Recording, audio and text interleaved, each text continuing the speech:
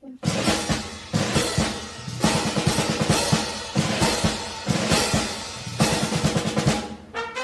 world where ruthless terrorist organization is determined to rule the earth. Cobra! Attack! A world where sometimes machines are more than meets the eye. A world where heroes are determined to stop the forces of evil, whether it be man, snake, machine, or something else. A world that needs heroes. Yo, Joe! A world that needs the Energon Protocols. These are the special missions.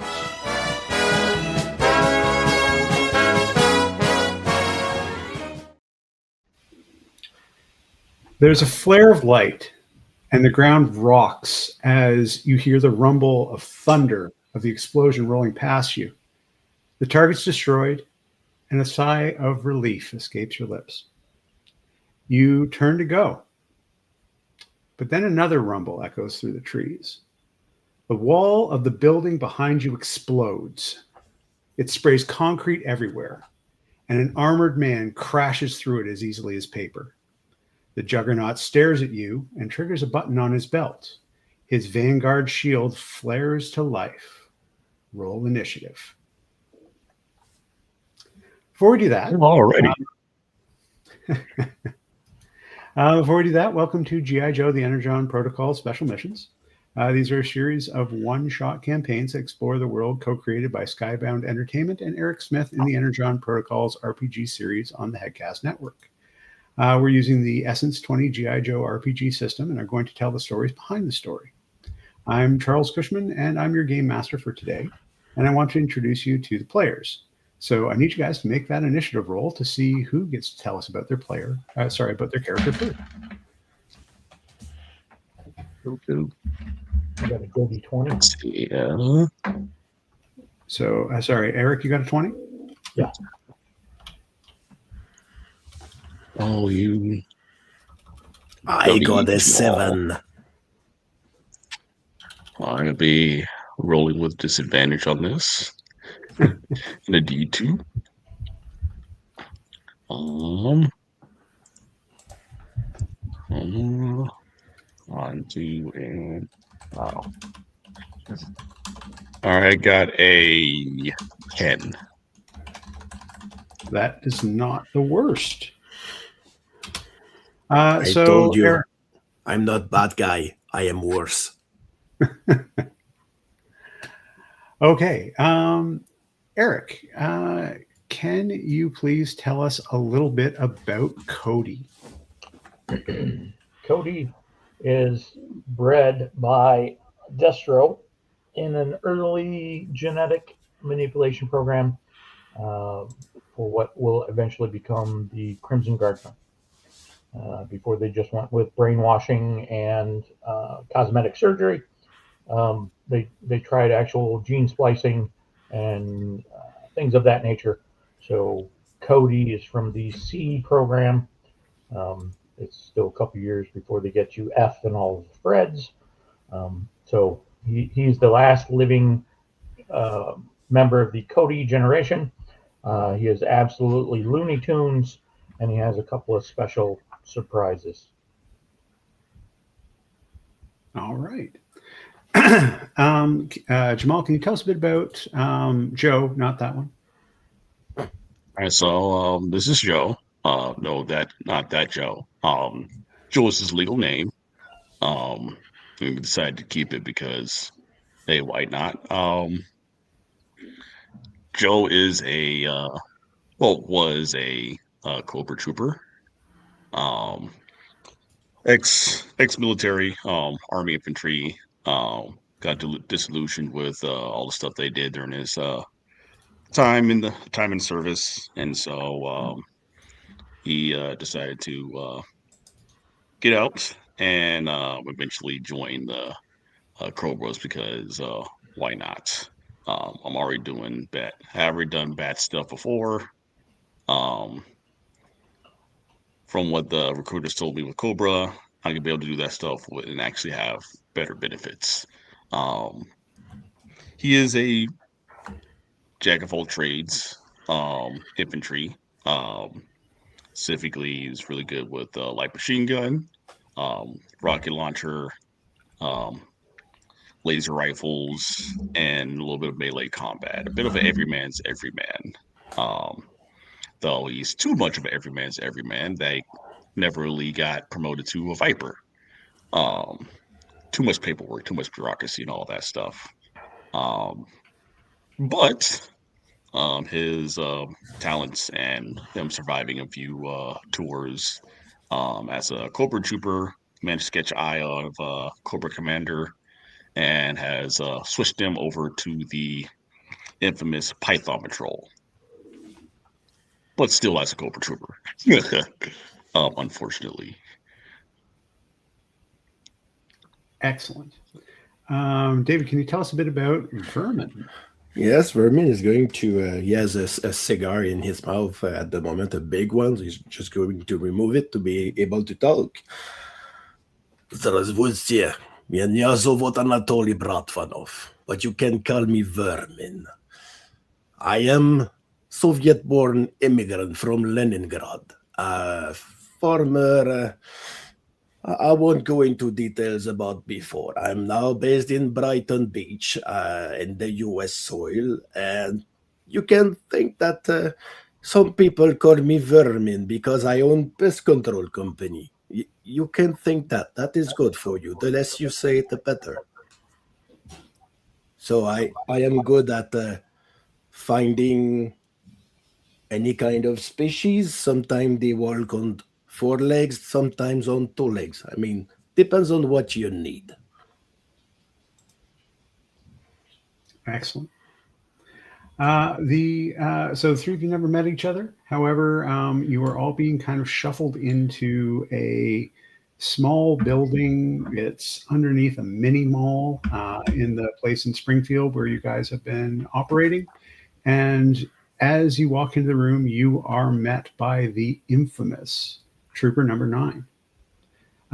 You're not entirely sure why he's so incredibly important and treasured by the Cobra organization, but he's done something very important. And he's been very active in the organization for about the last 10 years. You see him he kind of pushes, all right, guys, I got it. Everybody needs to come in, and we need to sit down. Something exciting is going to happen. We're going to meet with the commander himself, and he's going to give us a mission. It's really exciting. It's really exciting, guys. I've done it so many times, but it's always special every time. So come on in. And he brings you into a small theater, has about 6 seats in it, and there's a screen. There's also a camera on the top of it. And all of you sit down. The lights go down, and a hooded figure comes up on the screen. Hello. I have a mission for you. I am going to send you all to an island out in the Pacific. It is a special thing for us. We have a special operation running on that island. Unfortunately, some agents of the secret type of the American government have taken over a facility there. And we need you as an organization to potentially sacrifice yourself in order to accomplish this very important mission, which is to knock out all communications on this building in this secret section of the island. Now, I can't give you too much information about what is on the island, but suffice it to say, you won't want to spend a lot of time there if you don't have to. There are some very dangerous soldiers there, but there are even bigger dangers that I hope you do not encounter. You will be airdropped there at night, and it will be up to you to find the target, destroy it, and escape as quickly as you can. In order to prepare you for this, we are going to provide you an airdrop that will get you to the island. It will put you upon, hopefully, the beach, and you may break through the jungle to get to your west. West of where you will be the base that you must destroy the communications for. Then you may go southwest, where we have hidden some buzzbores for it to facilitate your escape. You will then travel southwest and get to our special hidden warehouse, where you will get some assistance and hopefully will be able to escape scot-free. Now, I see that we have Trooper number 9 with us. Trooper number 9, it is so good to see you here. I understand that this is your last mission and that you will go home and marry your high school sweetheart at the end of it. We're very excited for you for your retirement. This one last mission will be a fine cap to a fine career for the most important agent of our history, of our organization. The man himself who found out about Energon as the only survivor of a mission in New York. He brought to us the books which describe the energy and who had it, and, of course, started us on this wonderful journey. Are there any questions? No? Well, good luck to all of you. And the light goes off. Light goes up. We didn't actually wait for you to ask any questions. And Trooper number 9 goes, he's great. He's so great. Isn't he great? Joe is going to look at Trooper number 9 and be like, listen, if you want to survive this mission, stick with me. I was planning on sticking with you anyway. Like, why wouldn't I? You'd be surprised how many guys get excited about leaving and do something stupid and get themselves killed. Oh. Yeah, it's weird. Like on almost all of my missions, everyone else dies except me. Weird You stuff. both. Huh? Either you're competent or you're lucky, or both. There's a first for everything. Well, I think you guys are going to be great here. I don't know what this place is, but, well, I've got a map here, but it looks like a skull. And I don't get why that would look like a skull. Like there's an island that looks like a skull. This is crazy. It's crazy. All right. Is there anything you guys need other than the stuff that you brought in your big bags before we go? Because we're supposed to get there at night, and that means we got to leave pretty soon. Question: what are you special? Well, what are you good? What skills are you supposed to be specialized with? What are you good at? Oh, I'm just really lucky. That's all I am. It's just lucky. But they need me an officer. So, hey, that was good. The pay was better. So I took it. Okay. All right. Well, I'm going to go get ready. These two will probably do the same thing either way. And he extends the arm out to him. And he says, Trooper 338. He shakes your hand with absolute certainty, saying, "The backbone of the organization. We are the organization. This is so exciting. And where we are.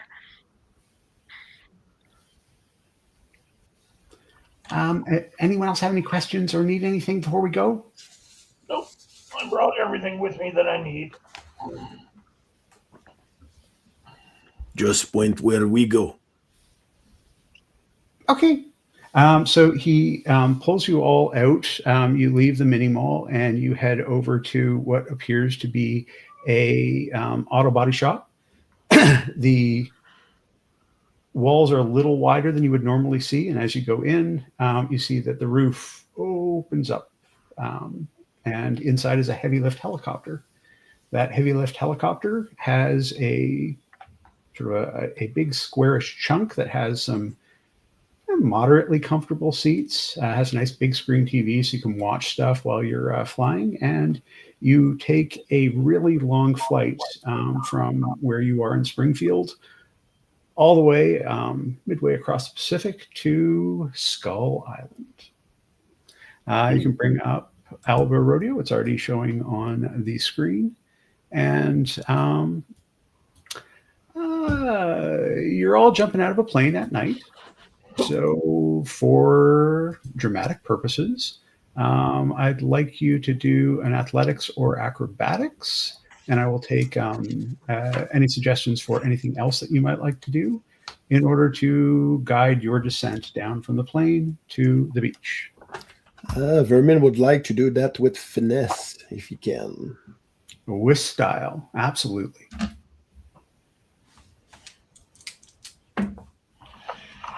That's a 16 for me. So you managed to land exactly as you wish, but not only exactly as you wished other people to see you. You landed perfectly, your gear was all in place, and very light on your feet. So when I get on the ground, I take a new cigar from the inner pocket of my vest, and I light it up.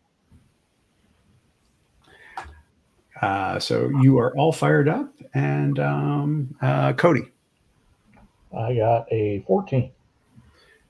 You also land on the beach, perhaps not quite as elegantly, but you're here, and you look around, and you see, yep, another hot, jungly, deserty, oceany place. Been there, done that. It doesn't seem that special to you, but maybe it'll have some surprises. And Joe. Rolled a 10. Unfortunately, Joe is so loaded with a massive amount of equipment that it makes it a little bit difficult to steer. And our good friend Joe ends up landing in a tree.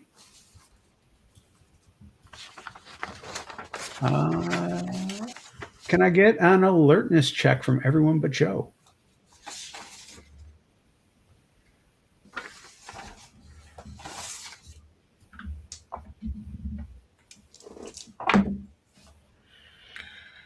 Oh, a crit on the D4. That's 22. You immediately notice that Joe is stuck up a tree, but doesn't seem to be injured or anything. He's just sort of stuck there. Give me a I got a moment. 15. I would like to rush over there, and first thing I do is pluck my gear off of his load to make him lighter so he can get down better. And then I promptly forget he exists as I'm running through my gear and putting it on. Joe is going to take out his saber and attempt to cut himself down the tree. Okay. Is that going to be a finesse? Or Might. a brawn? Might. Okay, might works. And you can roll that with an edge due to the assistance that Cody has given you.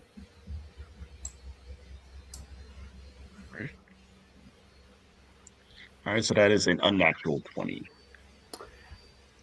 Yes. All right. So let's go. You managed to cut yourself down silently, hit the ground. All of you have been very quiet, and you are now at the edge of the forest. You have been told to move west, and you are now at the point where you can see. I'll remove the fog of war here. Quick note. Clearing ahead of you.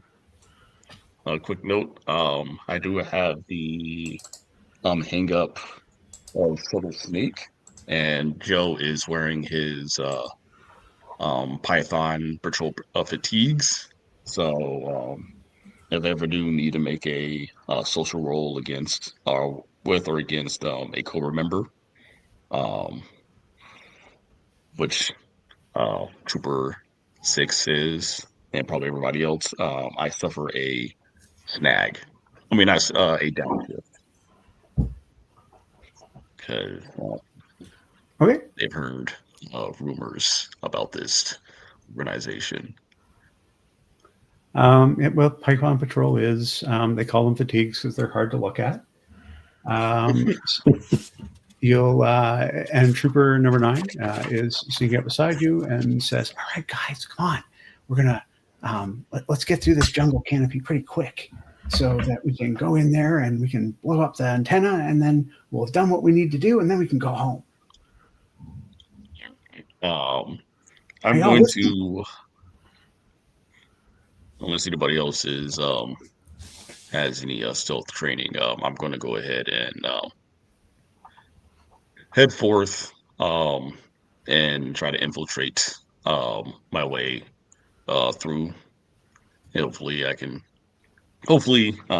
scout ahead, unless anybody else would like to.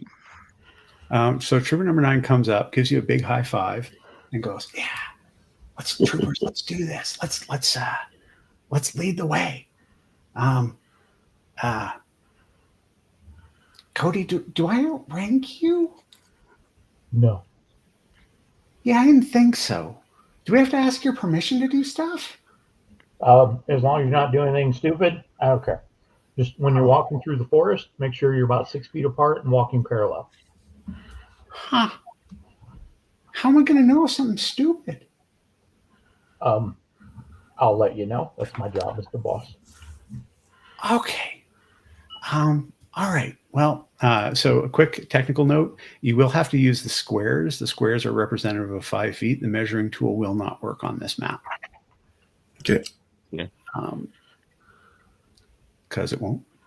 And Trooper number 9 makes his way in there. Let's try an infiltration check. You have to clear a fairly large empty area if that's the direction that if you're going to try and go straight across, or you can move around the edges of the forest in order to try and get some cover. Which would you prefer to do? You're going around the edge. It looks at Cobra 6. Looks at Trooper 6. Says, "Stick by the trees. Use a vegetation as cover." You mean I'm Trooper 9? Oh, Sorry, we're I, never on the same. They never put us on the same roster for some reason. Trooper 9. I'll try to get that memorized. It gets buddied up, even for myself. Yeah. Joe is going to use his free action to give himself an edge on infiltration tests because of his Pythonized armor, his Pythonized fatigues, and also he's invisible to radar. So let's Indeed, get it. he is. Very nicely done. So that'll be a 21. Let's see how if Trooper 9 can live up to the awesomeness that you have brought to the table here. Okay, well, I'm glad he had an edge because he rolled a nat 1, but he also rolled a 16 and an 8. So he is well and truly sneakied away. You guys are able to get down to here. I'll move you down to the space where you've got with that check. And I will remove the fog of war.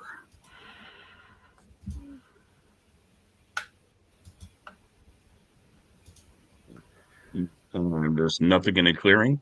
Oh, there is something in the clearing. All right. So from here, dimly lit, because of course it is early morning. Well, it's late at night. It will be very early morning very soon.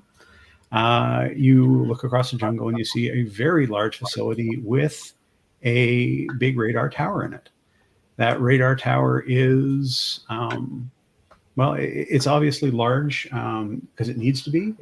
You're at the middle of the Pacific Ocean, so you reckon that is probably the thing that you've got to destroy because there isn't really anything else big enough that it would work that well as a radar tower. All right. Joe is going to switch to his rocket launcher, specifically the M202 Flash, and he's going to look over at Trooper 9 and be like, "Hey, help me keep this steady. I'm gonna blast that tower right over there. Shouldn't take much." I think, we have to ask Cody first because I don't know if this is stupid or not. But it's also going to be really hard to hit that tower from this side because there's a whole building in front of it. I mean, you could blow the whole building up. All right. If we move ourselves a little bit further up, we can possibly I should be able to get a better shot. Unfortunately, I don't have any planted explosives on me. I'm more of a heavy weapons specialist. But 1 second, boss man. Oh yeah, what? I got clear sight of the target. It is within my range. Permission to fire a rocket at the tower. Are you on the wrong side of it? It's on the far side of the building, right? Yeah, that's see the satellite dish right there. Shouldn't be too hard. Well, I mean, when we get out of here, we got to go west anyway, right? And that is west of where we are. This map is angled north to south and all that. Yeah, I'm asking. Vermin, what are you doing? I am waiting for the bossman to give order. The map is aligned north to south like we see it? It is, yes. Okay. So yeah, we got to go west anyway. So let's get closer to the building and make sure we don't screw it up. You guys go ahead. I'll wait over here. If anything goes haywire, I'll provide cover fire. Okay, so Cody and Vermin, are you going to attempt to stealth or otherwise sneak out to where Joe and Trooper number 9 are? That will be plan. Okay, if you can give me then one infiltration check.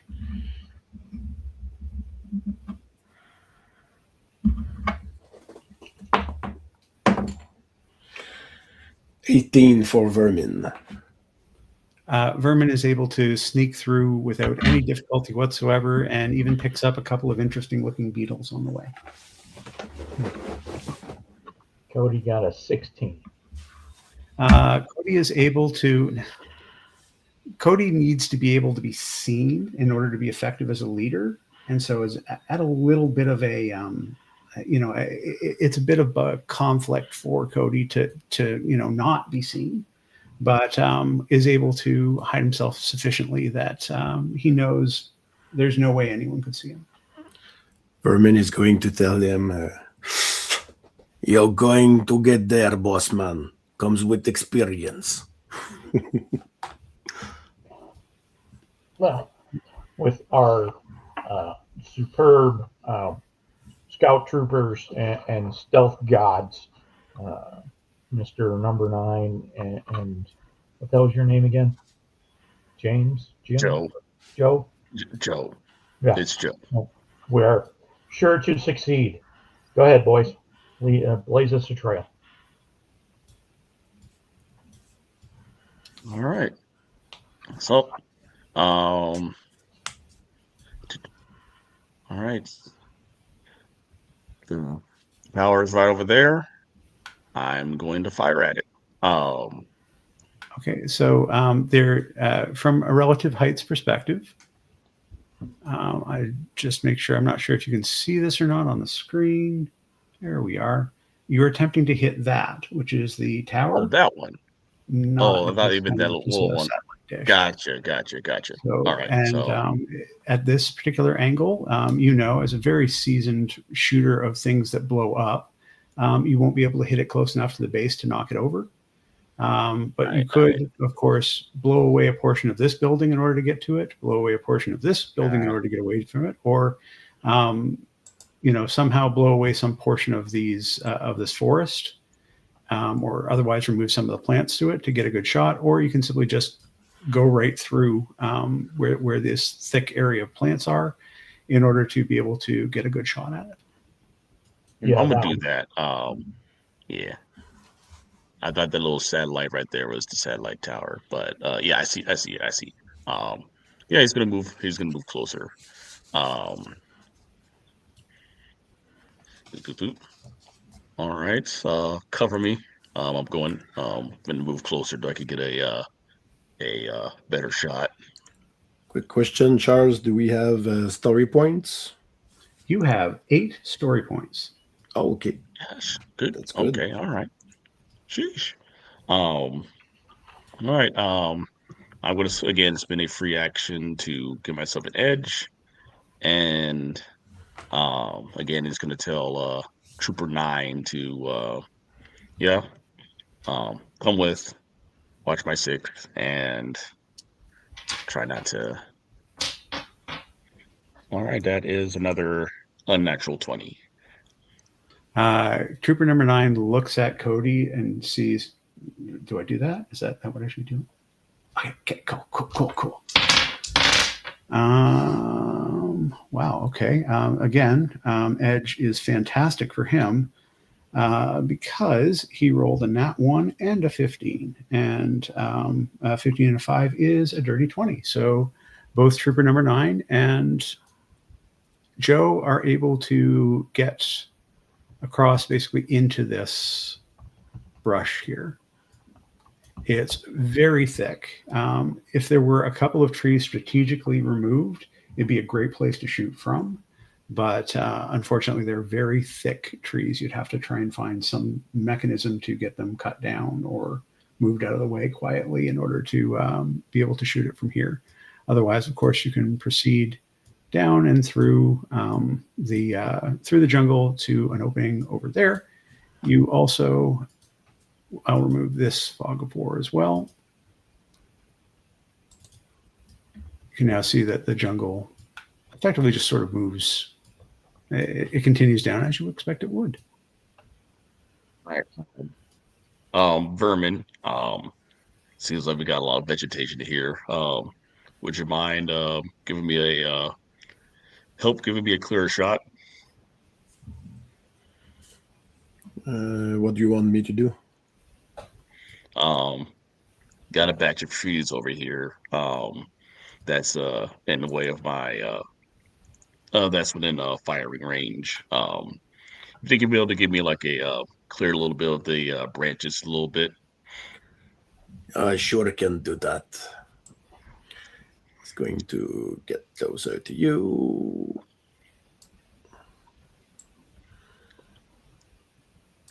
Do you want me to roll for finesse to chop the things with my machete? I'll need an infiltration check, just to, keep things lively. In order to be able to get over there, and then a targeting just to make sure that. Your acid element jet. What is is it targeting or is it something else? It's targeting. Okay. It's a good idea to do that with acid, but I cannot brag about stealthiness. I got an 8. So you are going to spray acid around, but it does not effectively take down the tree. It does kill a lot of the plants around you, That which was for makes the infiltration. I didn't roll for targeting yet. Oh, okay. Targeting Oh, is so going it to starts be the awesome. infiltration. Got it. Yeah, yeah, yeah. Okay. Yeah, you 15. clank on over. Cody, very poor form you're seeing here. That is definitely, you're going to have to write them up. I'm not paying any attention. I'm playing on my phone. Oh, all right then. Luckily, Roman's got a 15 with a crit on the D4 for the acid spraying. excellent. Okay, getting back to your main skill set. Everybody, do a quick alertness check.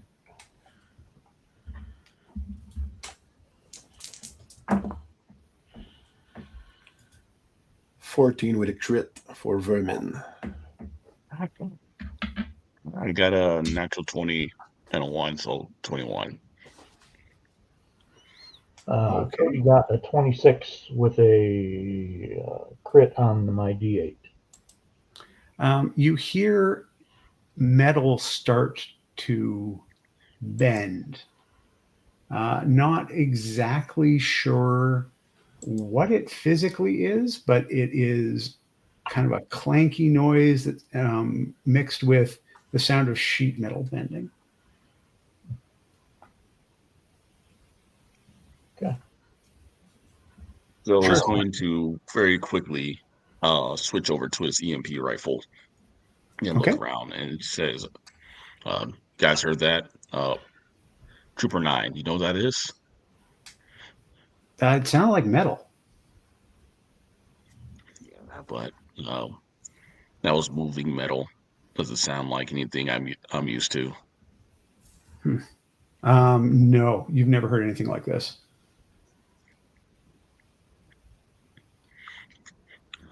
All right.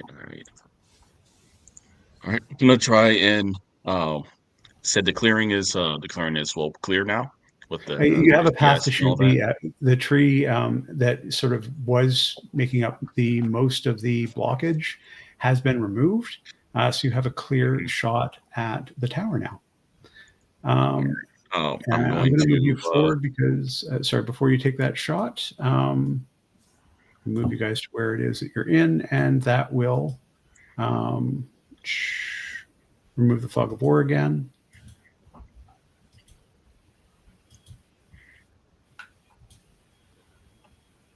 You can now see a main base. anybody was there any bodies or moving bodies over at the main base? Anybody moving any? Not that you see. All right. We do have a truck there. I'm just gonna let everyone know. All right, we got a truck. We could probably use that as a rendezvous. I could blow a hole in the fence, and whoever's fast enough to and skilled enough to drive can take that truck, and we can get the hell out of there. He did say that there was something secret down in the southwest, so just in case if things get too hairy. I'm going to make a shot. I'm going to take the shot. Either Trooper 9 or Vermin. Well, actually, Vermin, thank you for the help. Trooper 9, if you can lend me some assistance, keep the rocket steady. I'm about to blow up a I'll help you with satellite that. tower. I can't stand right behind it because that's how Trooper number 7 died. Yeah, you don't stand behind the rocket. That what? Yeah. Who taught them? That's dumb. That's always been dumb. Cody, do you want to try and infiltrate in, or are you just going to walk? I'm meandering. All right. I will take advantage of cover, but I'm not going especially on like my tiptoes or anything. Yeah. You feel that you've competently executed this or don't care. and are able to make your way across to the other to the forest. Okay. Joe's gonna shake his head at that. I'm gonna aim. Yes, he does. Yeah, I'm going to aim and then getting lend assistance that puts me at an edge. Yes. Yes. He will give you an edge All and right. an upshift. An edge and an upshift. All right, so that brings me over to a D12. Actually, and he can give you 2 more upshifts. Oh shoot! Oh shoot! So that brings me Now, up to a quick note about this particular game, very similar to the last one. There are no automatic hits or crits. The best that you can top up to is 3d6. I can say that does put me up to a 3d6. Hey. Hey, stop it! Stop it! Stop it! All right, so got 2 d20s and then 3d6s. I know you All can right, do this, and Joe. so that's a 4, 8, 9, 10, 11, 12. That'll be a 22. The rocket leaves the launcher and goes exactly on the path that was carved out in your mind. It manages to not only hit the tower, but also send enough flaming debris down onto a gas tank below in order to set the whole thing on fire and explode. It all falls down. All right, let's go. He's gonna you see him quickly switch over to his MG36, and it's all right. Let's go. The flare of light and the rocking ground, and then that rumble that comes from your very successful rocket launch roll past you. The target's destroyed, and a sigh of relief escapes Trooper Number 9's lips, going, "I thought it was going to be way more tough than that." Don't you dare! Don't you dare! The wall of the building explodes, spraying concrete everywhere. An armored man crashes through it. It's nothing to him at all. He stares at you and triggers a button at his side. The Vanguard shield, and you've seen these before, flares to life. Roll initiative, guys. There's quick question. Has Joe encountered Gung Ho before, or any of the other Joes? No one will have encountered these guys. They're very, very specific. Even if you'd met the troopers underneath the armor, they are completely, you wouldn't know who they were outside of the armor. And let me grab this. After you guys give me your initiatives, then I will let you take a look at this guy and see what he's all about. All right. I'm rolling with a snag because I don't have any dots in initiative.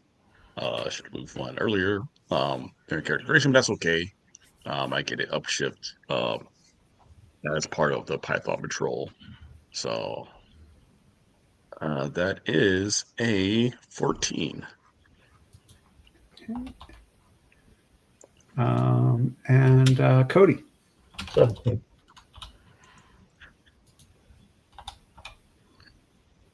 All right. And let's see what Trooper Number 9 does. Okay. He also goes on 17. Vermin has got 18.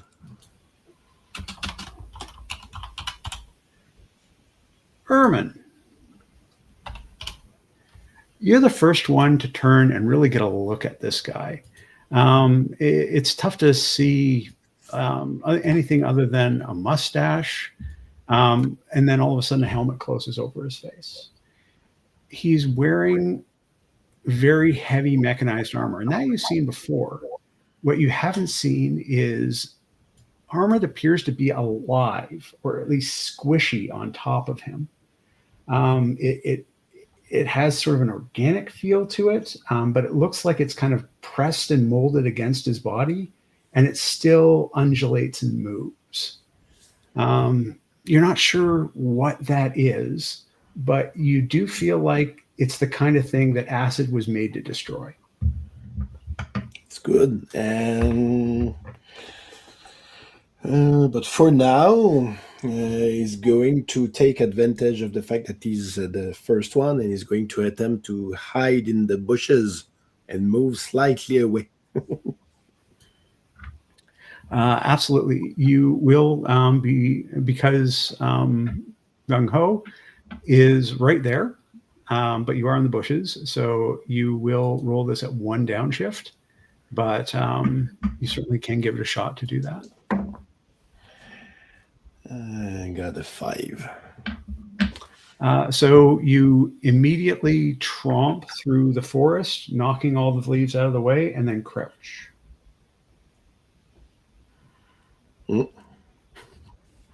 Need to move slightly away. Thanks. You're pretty sure you're okay. That takes us to... so that would be Cody. What would Cody like to do? I will take one of my grenades. Standard load, I'll get 2 frags. And I would like to throw it at Gung Ho, but I would like to aim for the wall behind him and try and bounce it behind him so I can get past the shield. Okay. So that will be, I'm going to give you 1 downshift on that. Cody's pretty good at throwing things. Temper tantrums, grenades. So, you may roll that with just 1 downshift. Okay. And I believe it is might that you're rolling, or athletics. I would prefer athletics, please. Athletics it is.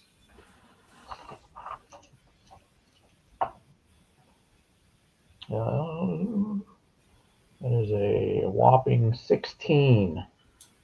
Unfortunately, the 16 does not manage to get over and behind the shield the way that you'd hoped it would. And it sort of bounces off harmlessly and drops to the side. Damn it, Trooper 9, you hit my arm. I'm sorry, boss. I'll move. Should I be shooting at this guy? Yeah, a lot. No, run. Okay, yeah, I'll do that. So he takes a knee, and he has a really impressive looking sniper rifle. You didn't look at it too well before, but he screws a barrel on top of the gun that he already has, and you notice it's an anti-material rifle. So it is definitely a very, very good gun for shooting people in armor. He is going to attempt to shoot at Gung Ho. He gets a good bead, aims for center of mass, and the bullet just skips off the shield as if it were not, as if it weren't anything at all. The bullet that he fired is about as long as your middle finger, and poof, didn't do anything. So got to get out of here now. I'll cover y'all.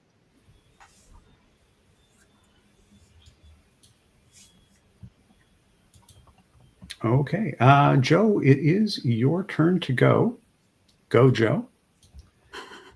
And so every one of those squares represents 5 feet of movement. You know your total amount of movement. You also know that you can take additional moves with your free actions. Where do you want to move to from where you are? I will let you take control of your character and move that many squares. All right. Okay. All right. So I need a more rest free action instead of move action. There's another appropriate choice. Your training counts as 1. All right. I'm going to spend a free action to draw my EMP rifle. Due to my quick draw, UCB is very impressive with switching weapons on from himself, and I'm going to. Well, actually, first I'm going to move. Let's see, 5, 10, 15, 25, 10, 15, 20, 25, 30. I'm sorry, we have 5, 10, 15, 20, 25, 30. Um, So and I'm going to. if you wanted to shoot him, you may not want to make those last two movements because All you right. won't have direct line of sight on him anymore. All right. So You do there, though. move back there, and I'm going to aim and shoot. I should increase the range on that one because I do have the scope. I do have a scope on that, so I'll do calculations on that later. But all right, so that will bring me up to a D10 again. And well, actually, I'll get three upshifts. I'm assuming I get three upshifts because he has computerized armor due to the shield. He Um, absolutely does. Homeboy looks like a. Trooper 9 will also give you 2 upshifts. All right, so that brings you all the way up to a 3d6 again. This Marine looks like this Marine's armor looks mega big. It is enormous. It just makes him like such a mega Marine. But that's not the thing that's really, really weird about it. Like you've seen big giant armor before. It's this weird organic matter that's sitting on top of it with no seams, no anything to tell you how it was actually applied. It looks a bit blobby around how it's connected, but it is it's just like nothing you've ever seen before. All right. Lovely. I rolled an 18 with the 6 on one of the D6. I don't know if that. I hardly think that hits. So your EMP blast is somehow it doesn't even really get close to him, as if it somehow does not interact well with the energies of the shield or or any of the pieces that are in it. You don't even really get close. All right. I'm going to try again. I'm going to spend a free action to reload. And fire. That doesn't do jacks diddly. That doesn't do diddly squat. And I'm going to use. Let's see, I think it was 30. That brings up to 30, and then I'm going to move down 35. As he just tells everybody to bucket. Try to use the trees to impede his movement.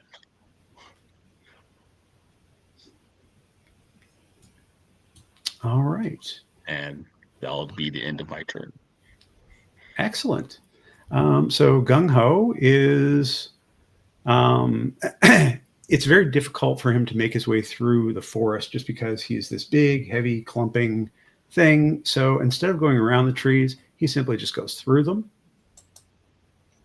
And, oh, wait, no, he's going to take a shot first. Excellent. I need to find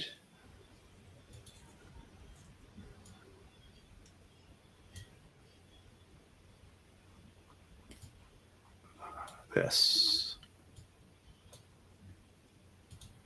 Cool.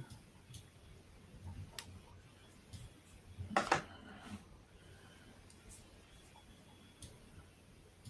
just have to size it properly. He takes a shot. He's launching a grenade of some kind. He splits it in the center between the two of you. And, ooh, nice. He's got a D12, but he is not specialized. I just have to very quickly find a D12. Okay, and that is a 6 and a 18 for 24. Vermin, what you can defend with either toughness or evasion. What is your higher of the two? He's going to defend with evasion, but he doesn't have a 25, so he says 17. Trooper number 9 does not either, so it does 2 sharp to both of you.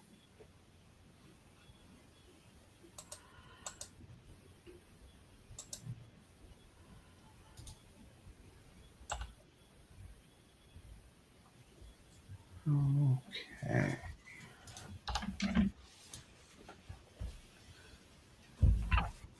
I don't think you should be around my base. I think it'd be best if you, well, come with me and maybe I'll put you to work fixing that thing you broke.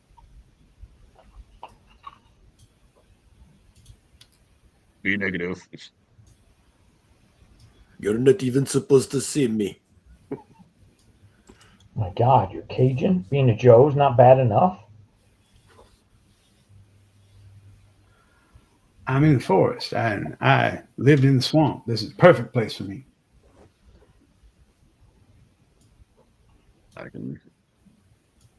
Unfortunately, I can see that. He is going to go 1, 2, 3, 4, 5. Vermin, you now get an excellent, very close look at the armor that he's wearing.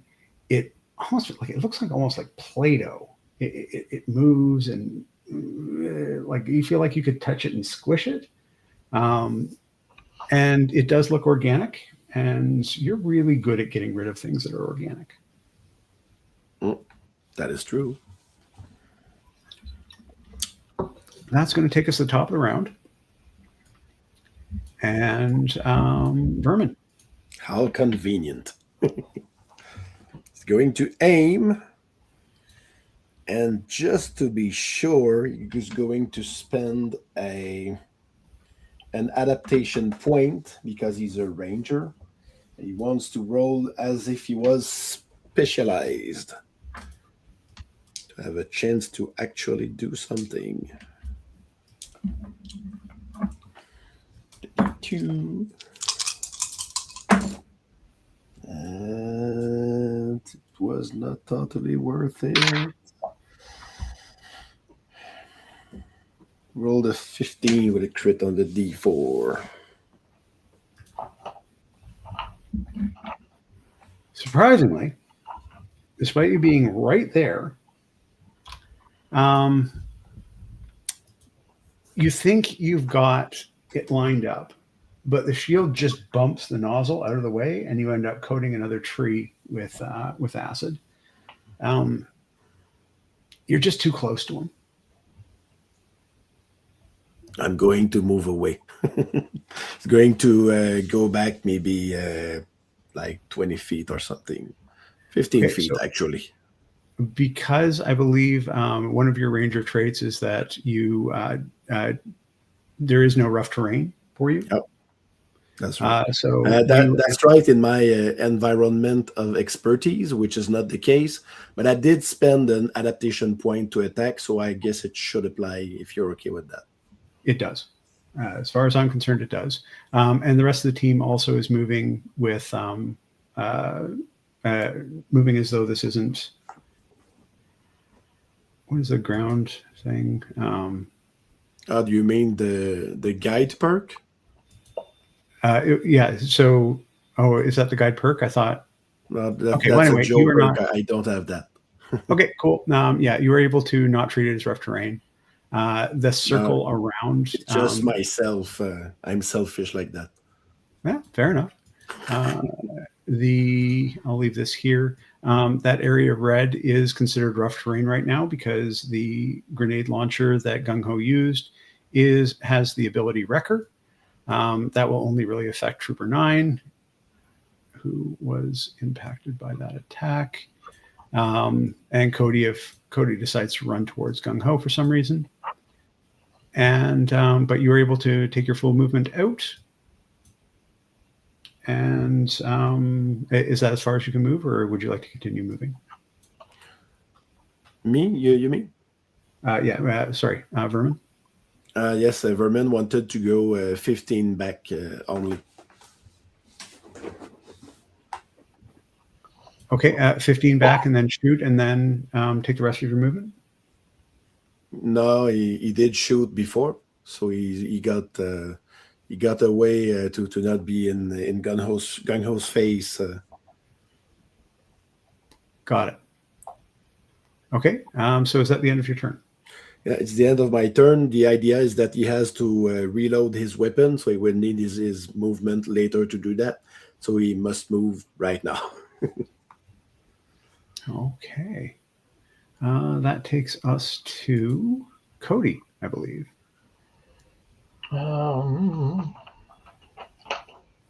Movement is 30 feet.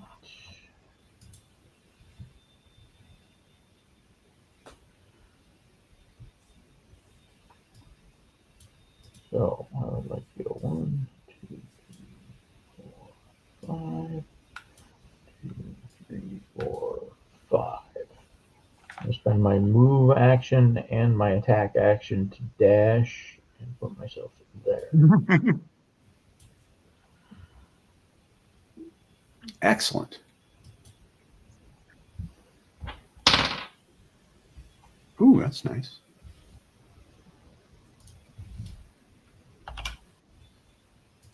Okay.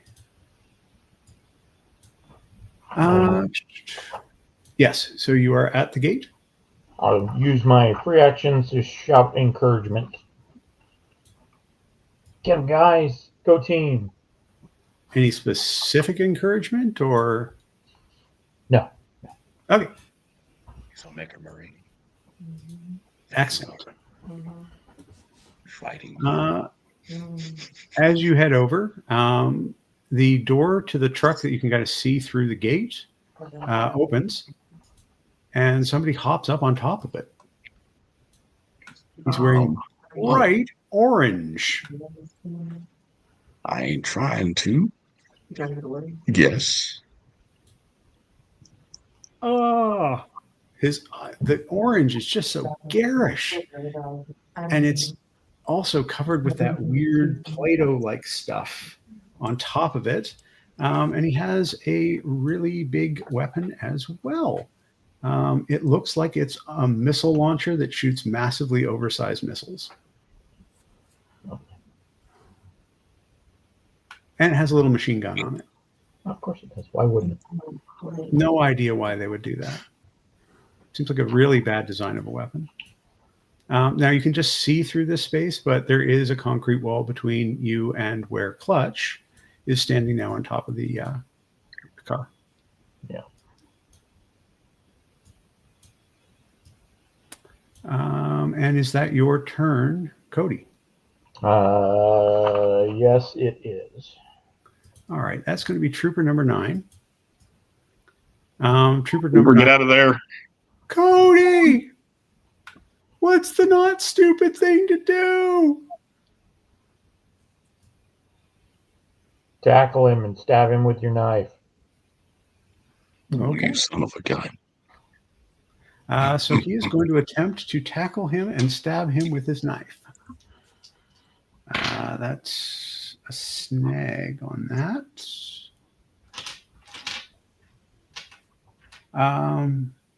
Well, who knows? Maybe there is some mathematical way that this could work. There is not. His mighty 7, which since he rolled with a snag was there. He tackles Gung Ho. He lands on the ground.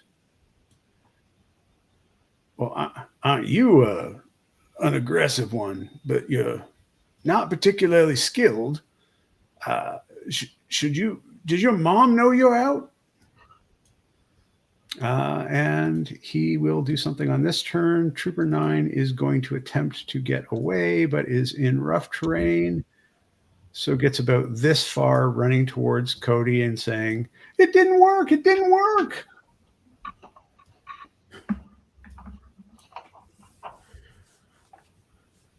Cool. Okay, Clutch, being on top of the truck, can see Cody fairly well. Can he hit him? I have been forgetting about an ability that I have. Probably a good time to hear about it. Yep. I have 2 attacks per round. So even if I didn't make an attack and spent my attack to like move, can I still get 1? I'll give that to you. It's not strictly how it works, but I'm happy to give you a chance at doing this. Okay. I will shoot Clutch with my rifle, and I get an upshift because I missed Gung Ho last time I attacked. All right. I got a 21. So you attempt to shoot, and it's a bullet, right? Yes. The bullet embeds itself into. He hasn't flared up his shield, so it embeds itself into this Play-Doh-like substance and just stays there. After a few seconds, the Play-Doh-like substance spits it out. Oh, yeah. Damn Play-Doh. So Clutch will attempt to take a shot at you. He doesn't have anything with indirect, so he'll be rolling with disadvantage.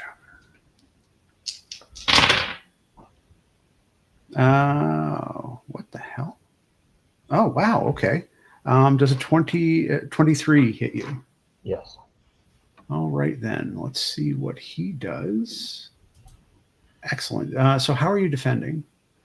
I will probably defend with my evasion. Okay. A spray of grease and acid comes shooting out of the missile that he fired in your direction, and you take 1 point of damage. Okay. I have a perk called Duck and Cover. I am resistant to traps, explosives, and AoE attacks. Then you are resistant to this. Okay. So do I take no damage, or is it a minimum of 1? Resistance is half, right? I believe he rolls with snag against you. Yeah, I believe that is the case. It's not like D&D resistance. It's I roll a snag, which I did. He had a snag from just position, so. And he hit me, so I take the 1. Yeah. Okay. Yes, you will take the 1. One of the reasons why is that you see that there is a very, very big gas tank just on the other side of the wall from you. Okay. Like more of a fuel bunker than a gas tank. So he took it was very lucky that he was able to hit you at all. But the exploding missile that shoots grease and acid kind of did most of the work for him. You then see him go through a long and arduous process of attempting to take another one of these giant stick missiles and shove it down the front of the weapon, and he is done. And that takes us to number 9 is gone. Joe. Joe. Okay. First off, Joe's going to yell at Trooper 9. 9, what you did was very stupid. I advise you not to take any more advice from Mr. Rich Boy over there and get the hell out of there. He says, Cody, should I not take any advice from you? That's incorrect. Joe's going to be written up when we get back to the base. It's fine. You keep up the good work. Okay. Joe, maybe I'll come and do the same thing, but do it with you where you are.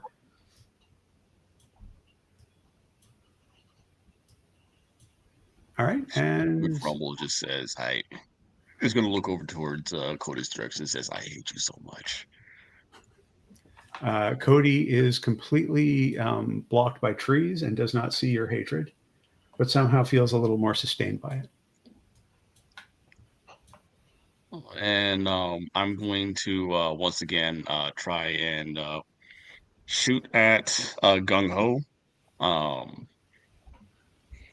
think that still puts me puts me at a 3d6. So So you, with where you are right now, with the heavy cover that's there, that will be 4 downshifts to him alright, for where you are.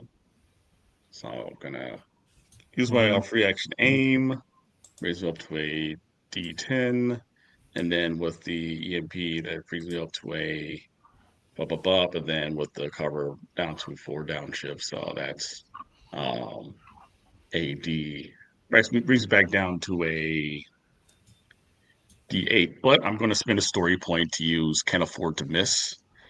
That will bring me up to oh oh 8. Stop it.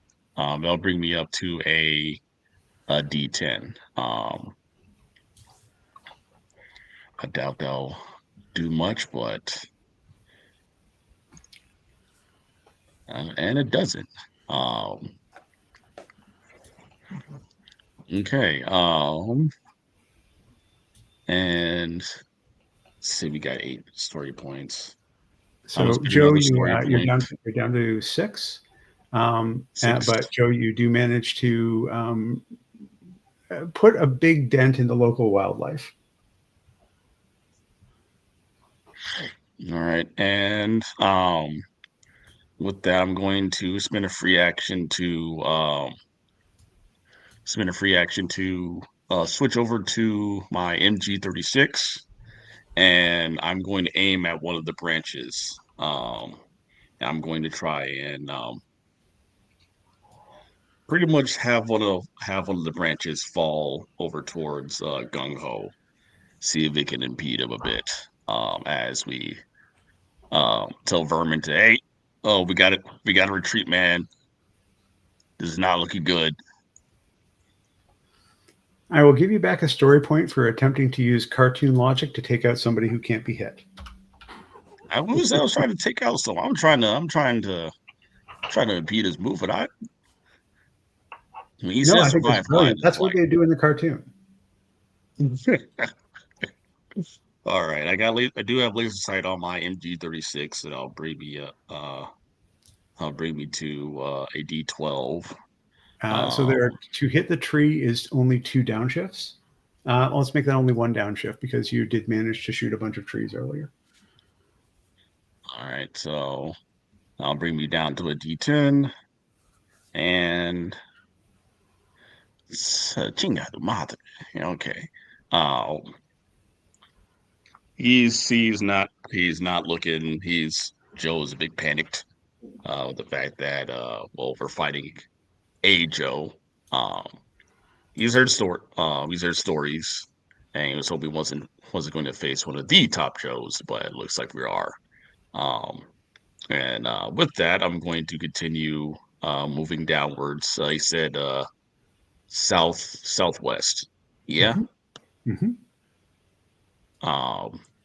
And you can say to like Vermin and say Vermin and says Vermin, come with me. Hopefully Cody has some kind of idea of what to do. If he's not going to fall back, and I'm going to move 5, 10, 15, 20, 25, 30.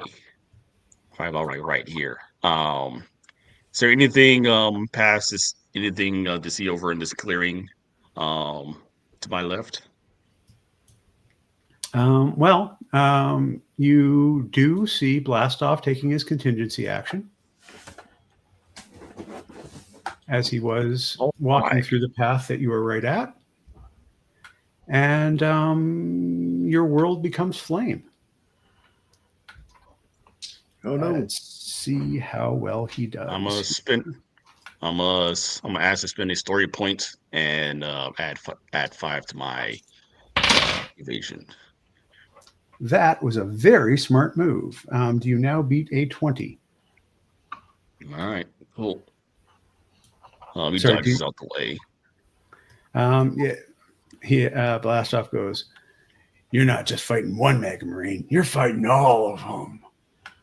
And then sets fire to the trees all around you, which really is like a terrible idea. I mean, he is quite literally just set a forest fire. And he's not wearing. He doesn't have the shield on him, doesn't he? He does not have his shield up, but he is wearing metal armor with some sort of weird blue Play-Doh on top of it. All right. Which would again, this be considered plating or deflective? it has a special trait just for the purposes of people at home understanding called organic. Organic allows a Mega Marine to wear a full set of armor on top of a full set of armor. I'm all too familiar with that. I got to make a Marine in my friend group, and she also wreaks havoc with that. So it's a resounding yes, but at least either anti-tank or armor piercing will at least shave off a little bit of that. So I did. But at this current moment, I'm not going to switch weapons because my machine gun does have armor piercing, and he's just going to get ready. Okay. So you triggered his contingency action. It's now his turn.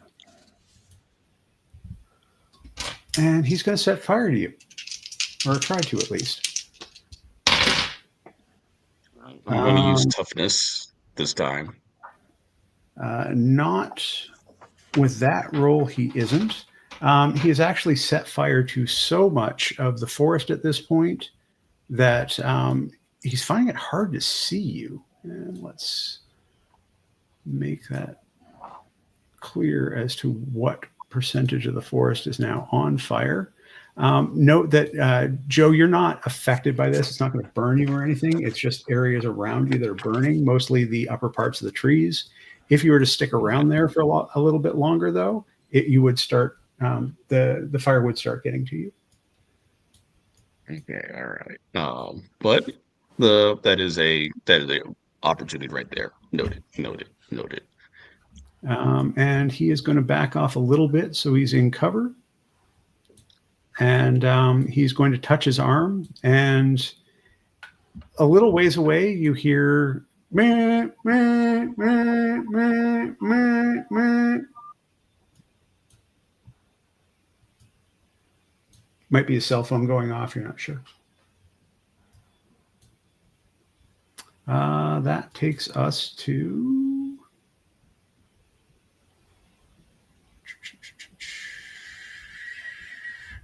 back up to the top of the order with Clutch. Clutch is going to come back over and climb up onto this building and attempt to take 2 shots at Cody, but not with the rocket launcher. He's instead going to use the machine gun that is somehow stuck to his rocket launcher and shoot down at Cody and hopefully not hit the bunker full of explosive fuel in between the two of you.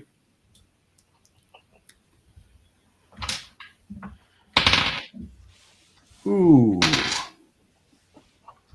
All right, well, that's interesting enough. So he shoots the bunker. And let's see if it explodes or not. Eric, give me high or low. High.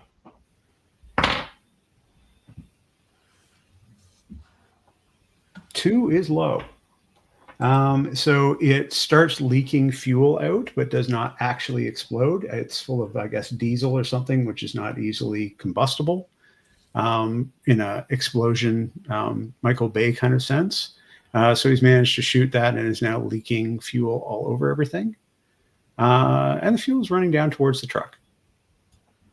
For anyone who's paying attention to that sort of thing. Clutch says, "You're in the wrong neighborhood."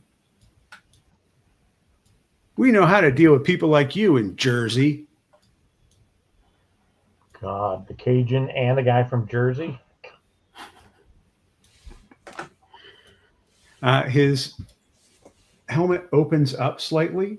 He runs his hand through his greasy hair, and then the helmet closes back up again. I'm in hell. I'm in hell. And that takes us to Vermin. Vermin did not see that, but he's going to do the same thing, and it does a squeaking sound because he's lacking some hair. I guess it's time to go. It's going to dart away. 5, 15, 20, 25, 30. It's going to get closer to his friend down there. It's going to dash.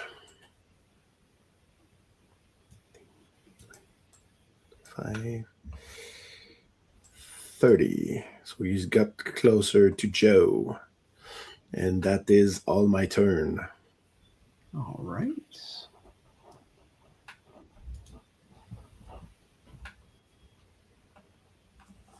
We deleted his initiative. Okay, well, that was not. This is a moment when you realize how commandos are strong, because a commando would do that and he would still have a free action to hide, which I would have liked to do, but I can't mechanically. Nope. So Trooper number 9 has decided that one of the reasons why he is one of the best agents in the history of Cobra is that he survived all of his missions. And so he is going to attempt to run, and run away. Unfortunately, that's as far as he can get, because he does treat this all as rough terrain. And he puts his fingers in his ears and says, I can't hear Cody. I can't hear Cody. I can't hear Cody. Smart. And that takes us to Gung Ho, who, as a juggernaut, has no problem going through all of these trees, leaving a nice big path of destruction behind him. Oops.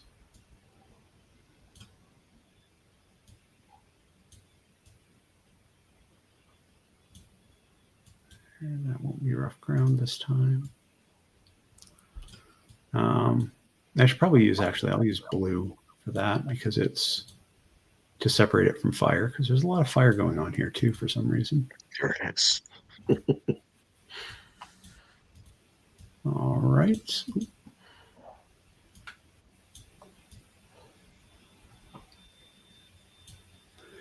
And he is going to attempt to shoot at, fully convinced that Trooper number 9 is not any threat to anyone at all.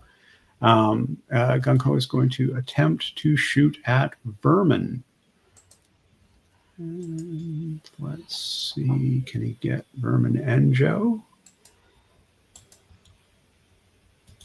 Yes, he can. All right, so he will roll to hit. He needs his 12. Reroll. This time he manages, just because there are so many trees in the way, he manages to bounce it off of one of the trees, and it harmlessly deflects off to the side. And that takes us to Cody. Oh, wait, Cody, did you have a turn? No, you haven't had a turn yet. I haven't had a turn yet. Cody. I get 2 attacks per round. I would like my first attack to be an intimidation attack against Clutch. Okay. I'm going to back up a couple of steps so he has an even better line of fire to me. And I'm trying to get away from the wall. And I'm just laying it on thick. Every New Jersey insult and bad things about his mother and his greaseball hairdo and just laying on as thick as I can. I want him to ignore where he is. Okay, and that's an attack against his willpower. Well, it's going to be an intimidation attack. I would like to target his willpower, but that's ultimately up to you. Yeah, I'll let that happen. And I get an upshift. And I got a 24. Okay, so I am going to do 1 point of damage to him because he's like, yeah, that's mean. Why would you say that? You don't even know me. You don't know my mother.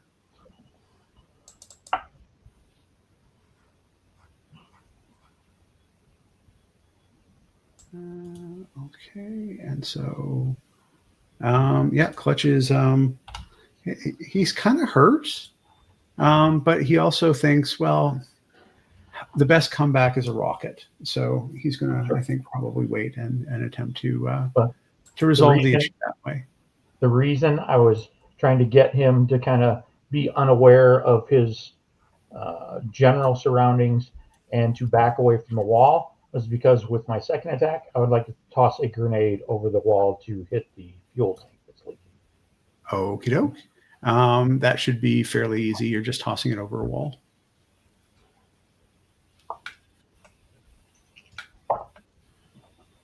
Uh, 16, but I got a 6 on my D6. That will be good enough. Now, I will let you put the center of the grenade. So you can move this. Put the center of it wherever you wanted the grenade to land. Oh, wait, nope, sorry. That is a little too large.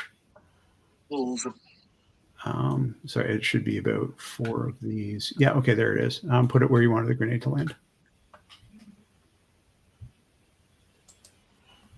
I'm not grabbing it. Do I click on the edge? Yep, you just click on it and then drag it without lifting the mouse up again.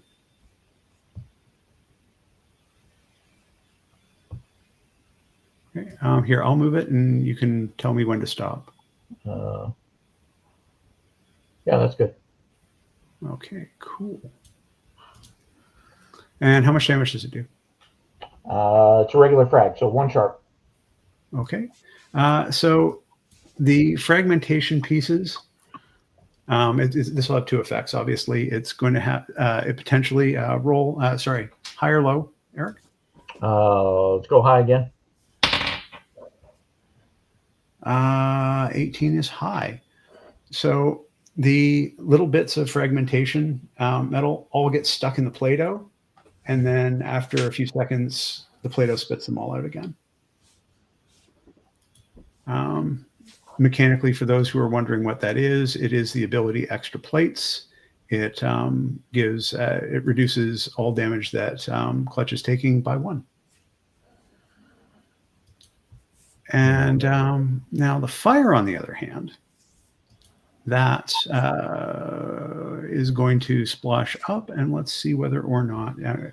Actually, I will roll that. He's able to. Clutch has a special relationship with oil. It's in him. It's about him. It's all over him. It's part of his being. And so he understands it fundamentally and is able to know when it's going to get on fire and where it's going to be. If he didn't know that, his head would be on fire all the time. So he managed to avoid any damage associated with the fire that comes up. But that section of the base is on fire.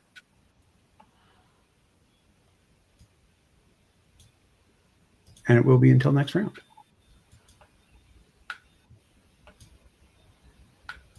And that was Cody. Cody has gone.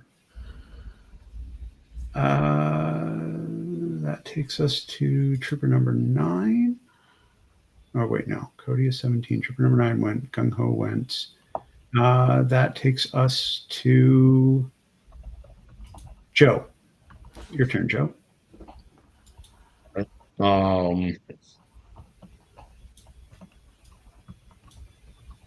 All right. Here's what I'm going to do. Let me go back to my class abilities, 'cause I do have trigger happy. Bam, bam. And I'm going to, with my machine gun, I'm going to kind of strafe and do a multi-target attack against blast off. I am aiming, so that gives me two upshifts, but multi-target attack will give me two downshifts for that. Um, What's the second and target? second target will be on the trees. I'm pretty much using the cone to do a AoE over at blast off and do a mental debuff with trigger happy. Compare my target skill test to your target's to my target's willpower. In addition to their toughness or evasion, if my roll succeeds against their willpower, they are frightened of you until the end of their next turn.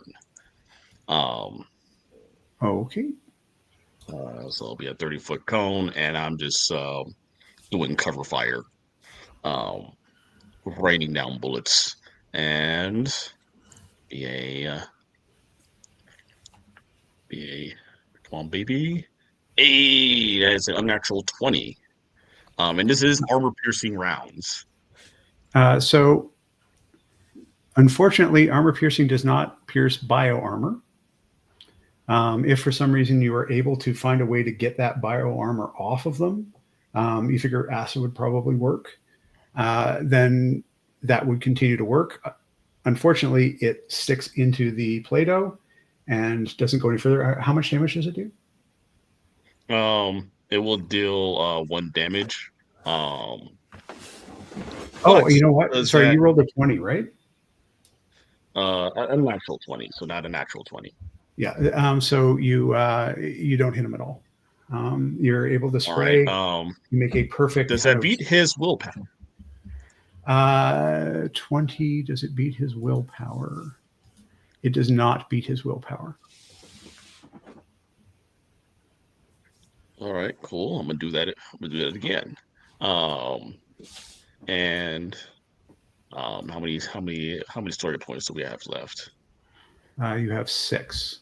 No, you have 7. You got one back. Yeah, I'm gonna use that 7th willpower to roll the specialization, and I'm gonna use if I with permission spend another story point to do can't afford to miss, and I will give you a that will give me a upshift on this, and so I'll be rolling d20, d10, d8, d6, d4, and a d2. So Dang. we'll see. Come on, baby. Let's go. Oh, baby. Yes. So that'll be a 23. I do got a crit on the d6 and d8. 23 with the D6 and D8. Misses. Yeah, yeah. D6 on the D6 on the 6 on the D6 and an 8 on the D8. Correct. Misses. Misses him. Yep. And the evasion, his willpower. Sorry, 26. You said 26? So let's see, 15, 16, 17, 18, 19, 20, 21, 22, 23. So that's 23 to hit. 23 does beat his willpower. But a 23 does not hit him. 23 does not hit him, no. All right. So he is frightened.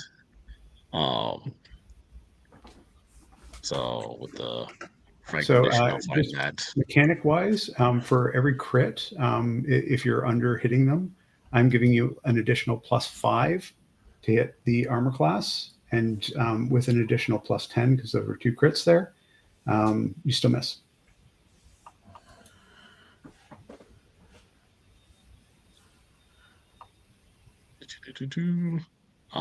So hold up conditions for frightened.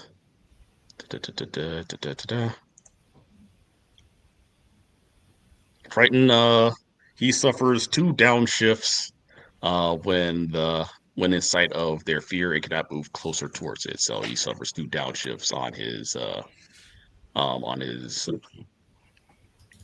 on everything. So with that, Pepper Gold? Fire is doing well, and he's going to 5, 10, 15, 20, 25, 30. Still spraying as he tells Vermin to follow suit. If you have any acid, use that. And keep going, keep running, keep shooting.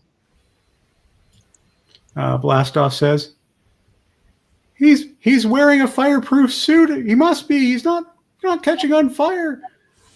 That's my only weakness. I don't know what to do. So he's very stressed out by the fact that you're not bursting into flames. Oh, real quick, free action reload. And now in my turn. All right. He seems really upset by the fact that you haven't caught on fire. Most things, when he points this thing at them, they catch on fire, and you haven't. Very frustrating for him. So I'm going to increase the size of the fire this round. Okay. Now, neither of you are currently in the fire. However, if you attempt to enter or exit this block as of this round, you will be taking one flame damage.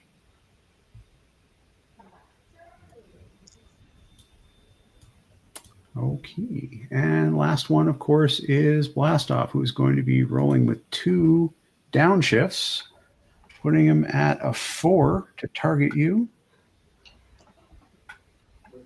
Defending with toughness. Because I ain't taking 2 hit points from that. Ain't no way. Well, you're not taking anything from that, because with the downshifts, he got a 7.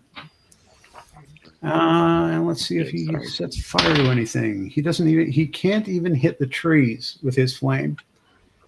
He attempts to set fire to you and just utterly, completely misses you. Do an alertness check, please, Joe. Not alertness. What is it called? Dang it. I don't notice Jack Diddley squat. That's a 6. The what? It is a 4 to D4, but I'm too busy. Yeah, there's nothing across the clearing, nothing that you can see that might be helpful to you at all. All right. I got teammates. That's why we got teammates. Blastoff is just proving to be a forgettable, non-entity within this team. And that takes us to... okay, just making sure everybody got a turn this round, because we are going back up to Clutch at 20. Okay. Clutch is going to jump off the roof. That's going to require a check, which he makes, which is good. And he jumps down to in front of Cody. He's not going to fire his missile. He's instead going to fire his machine gun, which is attached to his missile launcher, at Cody. And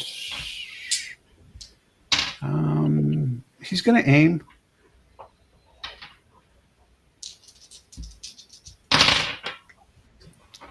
That is a 6 and a 6 for a total of 12. I take it the 12 does not hit you. It does not. Okay. And he, as a free action, flares into being his Vanguard shield. Please. And that's all he can do this round.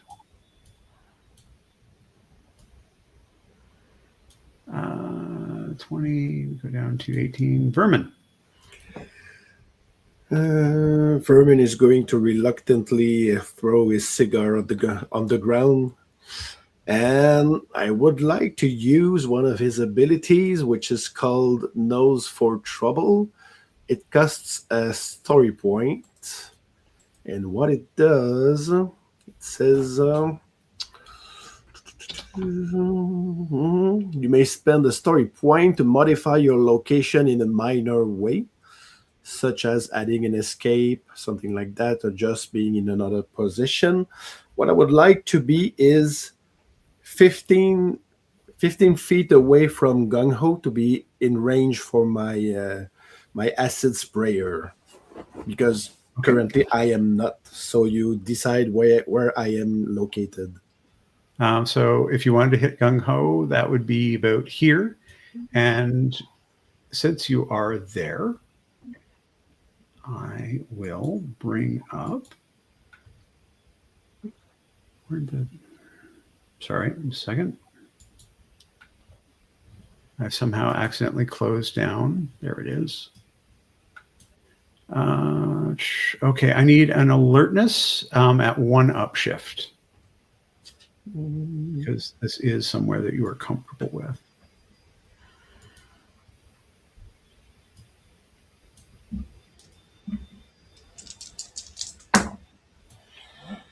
That's a 14. All right. You are able to get rid of this darkness.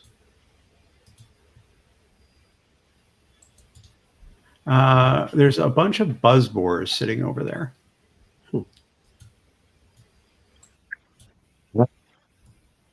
Sorry. An elegant tool of Cobra design. The buzzbore is both fast and it does something else.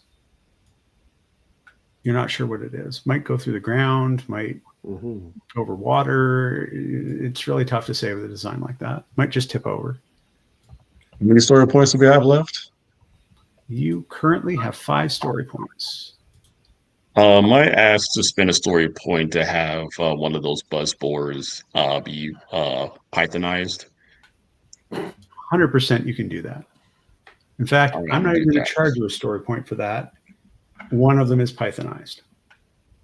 It's Awesome. made for you. As that buzzbore has a very fashionably appropriate what is it? Let me find it. Pink, hot pink and gray decal with yellow highlight. All of the classics. Perfect.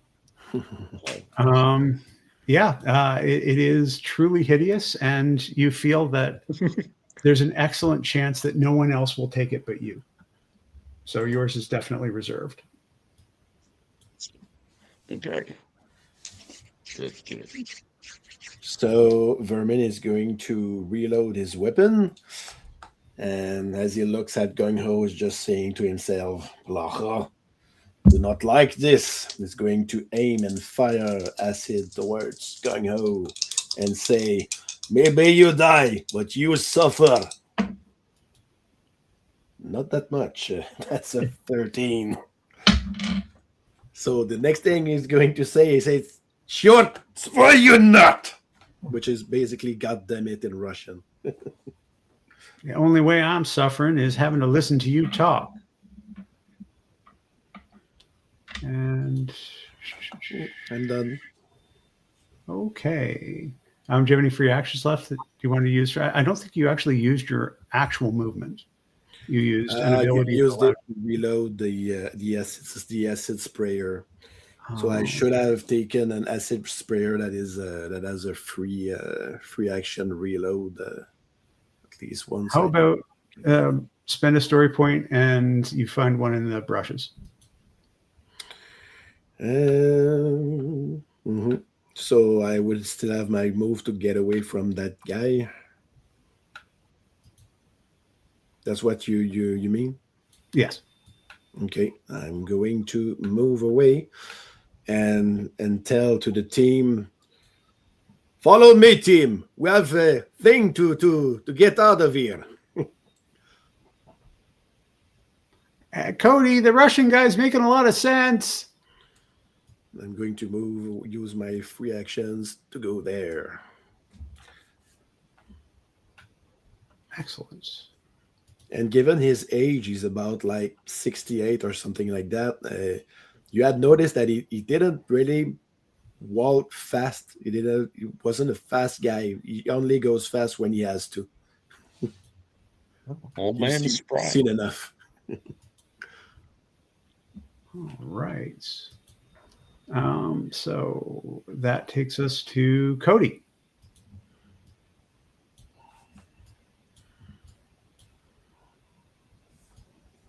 Okay.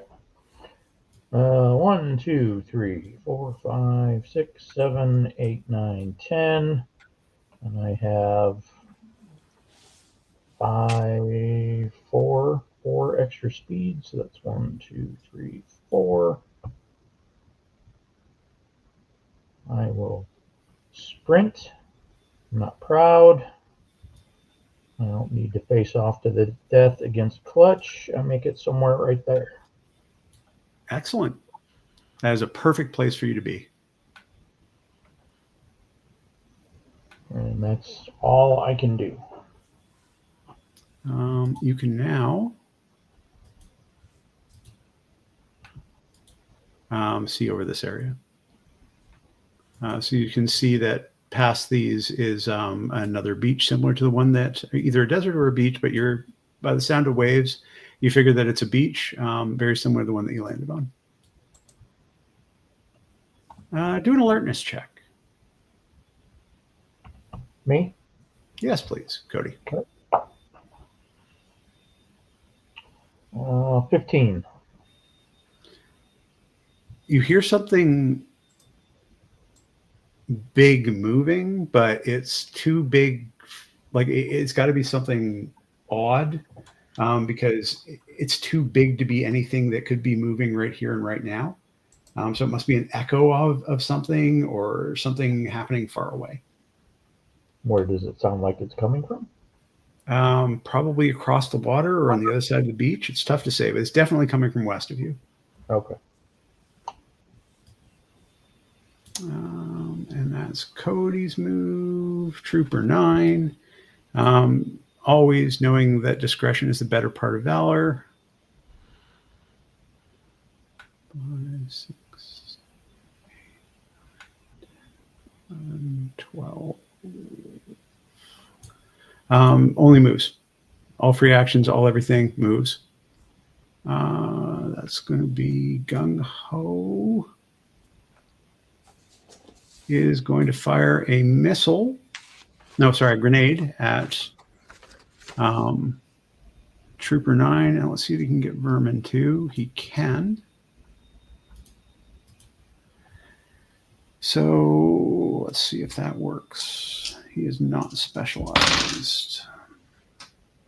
Yeah, that's a 17 plus 7 is 24. 24 hit?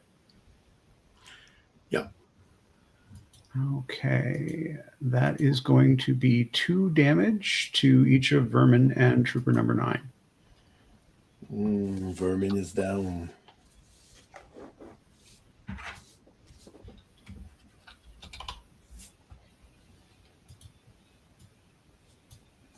You should have run.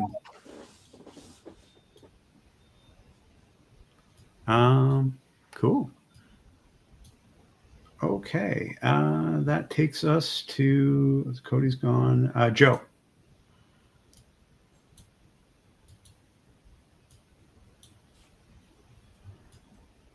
Joe's gone. There he is. Joe's back. Did Gung Yeah, Ho roll with a uh, snag because he's pretty far for a grenade?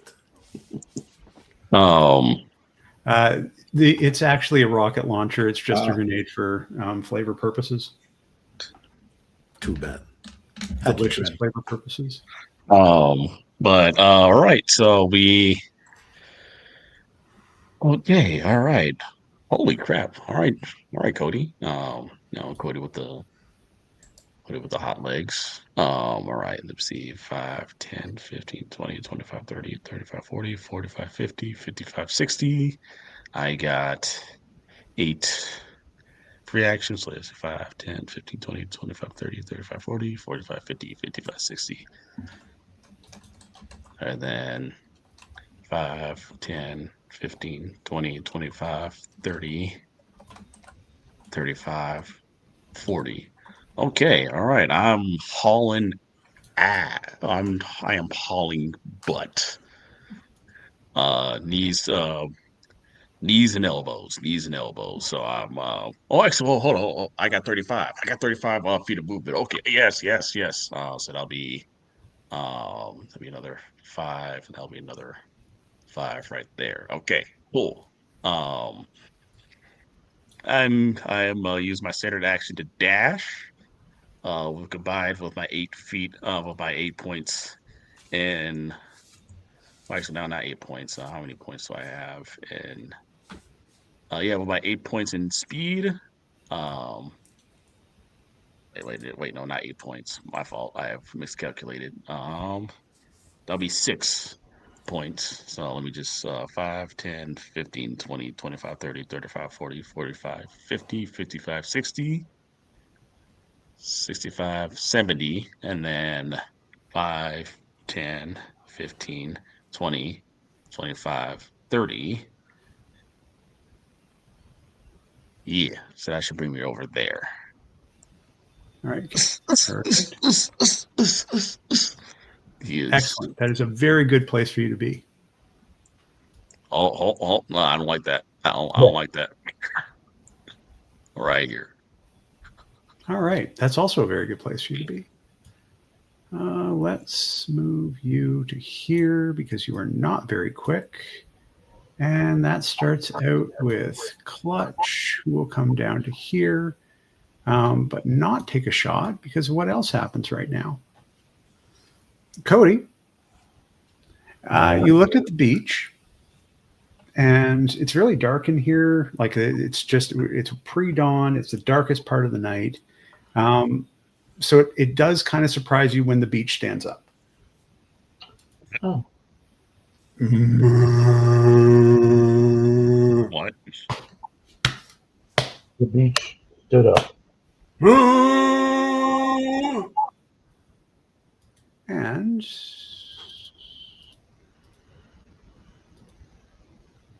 enormous ape stands up, walks through the forest, smashes all the buzzboars. You tease, you absolute tease. I quit.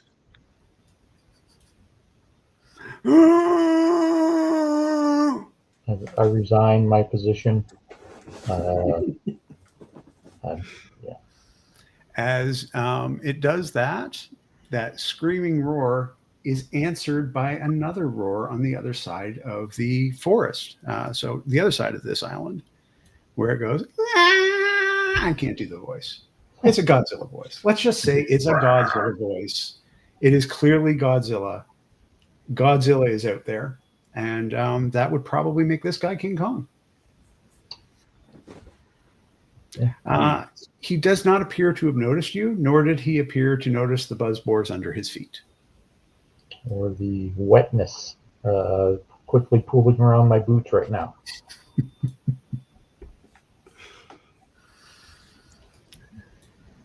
Trooper number 9 says, okay, Cody, in situations like this, what should we do? He's the old guy. Nothing. This is the job for the Mega Marines. Exactly. They see that's why they're here. Well, look at that. Look at that. Gung Ho goes, I don't much like him, but he does sound, well, that is our job. That's what we should be doing. All right, guys, fight the giant monkey. And that takes it to Vermin's turn. Vermin, giant ape, walks through, crashing through the forest, looking around, trying to figure out what's going on, smelling the air, and listening to the cry of some giant lizards a little bit beyond the edge of the island. Vermin is down, but if I remember correctly, I could use a story point to act as if I was not down for one round. You may absolutely do that. I believe that's the case. Could I try to move away and heal myself? Yeah, I'll let that happen. I'll move next to the trees. Looks a bit safer there. Trying to heal myself for at least 2. So I believe that's a 10 that I have to roll with science. Yep, total of 10 in science, and you may roll as if proficient if you are not. I am.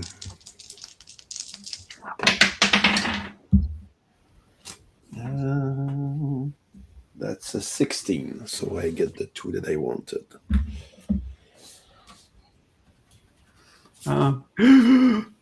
Your previous training as a toxo viper is helping you kind of recover from all of the fumes and crap and this incredible smell of monkey cage that pervades the area, and you're able to kind of get up, and you're partially hidden by the trees because you kind of had to sit down in order to heal yourself anyway.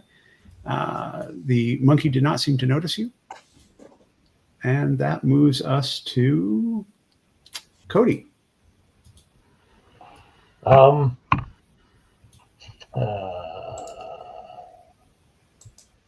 me get in real close here to see exactly how quick or how close to death I am.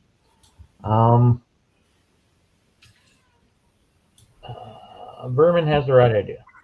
5, 10, 15, 20, 25, 30. I'm going to go up here and make sure one of the troopers under my charge is alive and kicking. And the fact that it gets me out of the way of giant monkey is purely coincidental. So you do, as the guy with the map, know that you are headed the wrong way from where you've been told your escape lies. Yep. You certainly can do that, but it is you just kind of recognize that you're helping him, you're doing the right thing. That will, should be on the report. But you're also potentially prolonging things if the Mega Marines do not opt to go after the monkey. At the top of the screen, you see Joe approves +2 to Cody. Cody, you're there. Do you want to? I will let you kind of try and hide from the ape as best as you can with a free action. I'm for that. All right. Infiltration. I have points in that.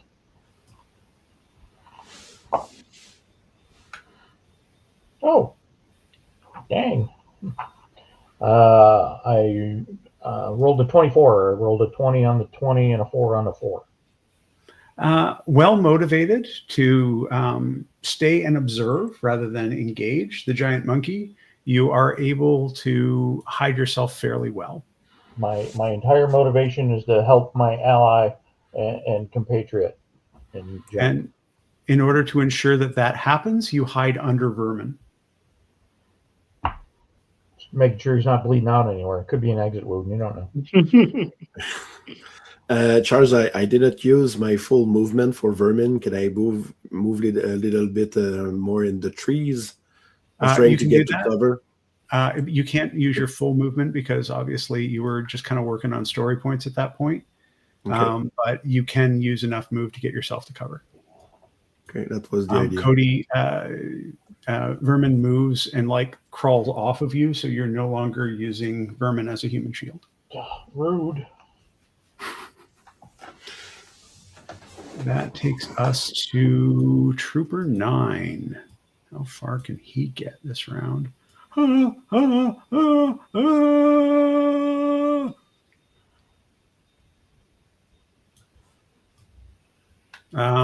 Inarticulate fear runs fast as he can. Gung Ho is going to move his full amount, and he going to shoot at a big monkey. He going to miss a big monkey. He didn't miss the big monkey. He didn't miss a giant monkey. But the hide on King Kong is so thick that even his fragmentation grenade, it just got lost in the fur. That's a thick boy. That ain't that ain't right. That just ain't right. So this hit did and bam, just bounced off. Thick boy. And it's still in there, just like in the fur. So it's like walking through a burr or something, getting it stuck in your fur. That's going to be Clutch already moved. Gung Ho moved. Joe.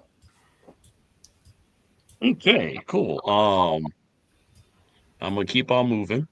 I do trust that. Seeing that our quote unquote officer has went back to help with vermin, he believes that he's in good hands. At least for the most part. And Joe is going to continue 5, 10, 15, 20, 25, 30. And I'm going to spend my standard action to hide, using the trees and foliage to get out of be out of sight, out of mind. Okay, you can do an infiltration to hide yourself well. I'm gonna spend my free action to give you an edge, and you could also do survival if you wanted, whichever one's higher. Yeah, you got no survival, and that is another unnatural 20. Excellent. You are well hidden within the trees that you are there. All right, and okay, all right. Still have my machine gun out.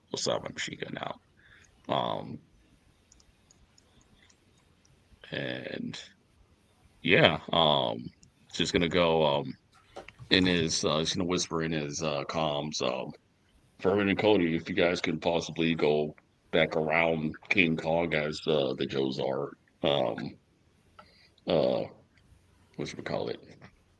Distracted. You guys seem permitted. Godspeed. All right. And I'll end my turn. And that takes us to Blast Off. Blast Off is going to blast off. He sees the writing on the giant monkey and heads over to here, but says, hey, you know what I could do? And turns around and shoots at trooper number 9. No! Didn't follow the plan. An enormous flame consumes trooper number 9. Let's put that on there.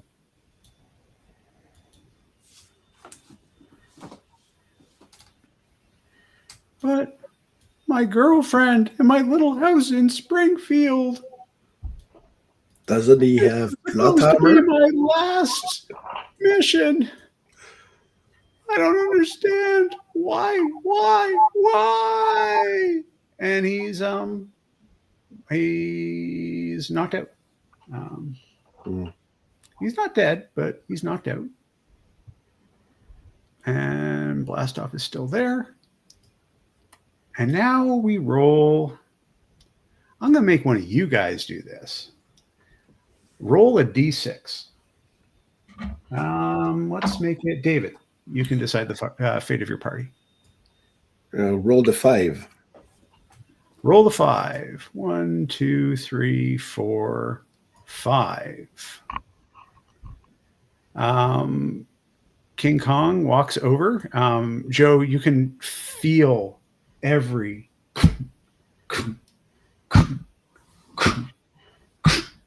as it shakes the ground around you. This massive beast.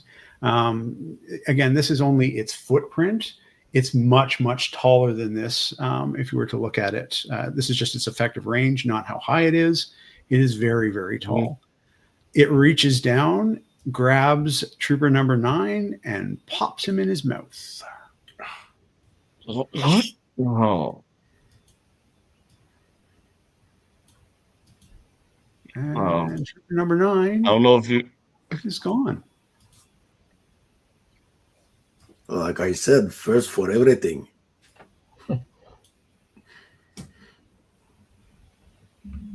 I don't know if you guys seen Shogun, but minor spoilers, but the scene where Toranaka's mentor commits seppuku in protest against the council, and you see Toranaka just fighting to like keep a stoic face as he is completely emotionally broken and sad at this. That is Joe's current facial expression.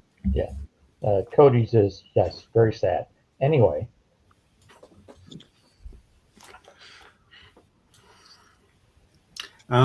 Yes, and then he will take the rest of his movements, which will take him towards the screaming. You can now see lightning in the darkness, cracking every once in a while. And it's not lightning coming down, it's lightning going up, which is very strange. From way, way far away in the east, right? Way far away in the east. Okay, like good. At least 3 turns in the east. Okay. So that takes us up to Clutch needs to move.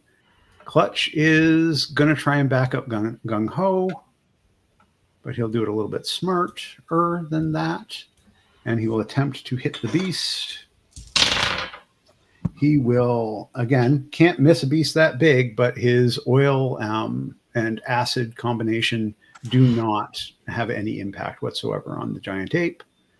Gung Ho is going to go over here, and he'll attempt to attack the giant beast, and he hits the giant beast. And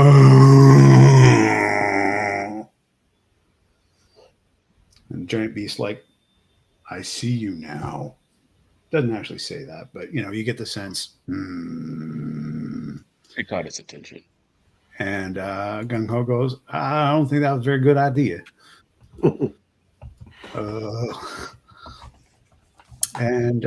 Yeah, so they're done. And that takes, trooper number 9, not so much.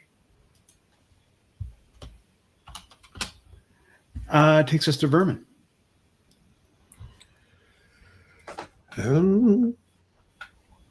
Going to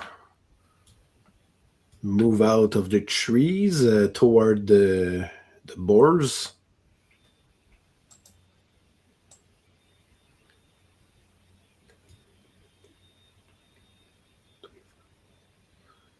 I don't know where they are. They are under the big ass monkey, but the buzzboars have been completely destroyed. They were stomped on. They've been destroyed. I thought he was walking over them, but on them. So I'm going to move to the beach in that case. Going to sprint and hide behind the big rock. You are able to do so. You can do a survival or a infiltration to attempt to hide yourself from the giant monkey and everyone else. Oh, I'm certainly going to do survival. I should have done that in the forest before. Oh, God, I rolled a 1 and a 1. May I take a story point, please? Yes. Please. You are down to 3 story points. That's real bad. Damn, that's a 5. I rolled very, very low tonight. So Vermin, you say, guys, I'm over here and I'm hiding. I'm completely hidden. Yeah, you don't want them to not know where you are because you've just gone down recently, and you don't want like people to lose you. So you tell them where you are as you're hiding, and that Sure. takes anything further you wanted to do on your turn. Nah, I'm done.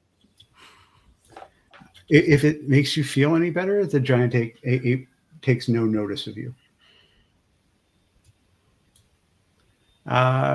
Cody. I will double move, sprint, move over old man, and jump behind the rock to join him. Okay, no problem. And since you didn't do anything provocative to the ape, that's good. That takes us to Joe. And when Cody gets there, Vermin offers him a cigar and lights one for himself. Absolutely. All right. 5, 10, 15, 20, 25, 30, 35. Anything revealing in the fog of war over to my left. Yeah, I'm going to get rid of that fog of war for you there.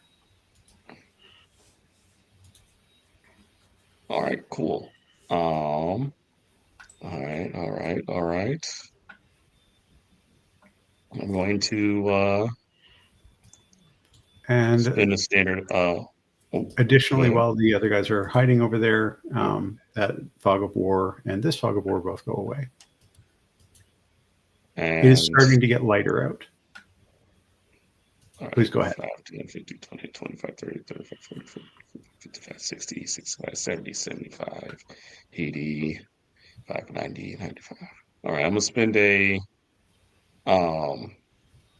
a free action to switch over to my EMP rifle as it has a scope, and the range on that the range for the EMP rifle is 150 feet.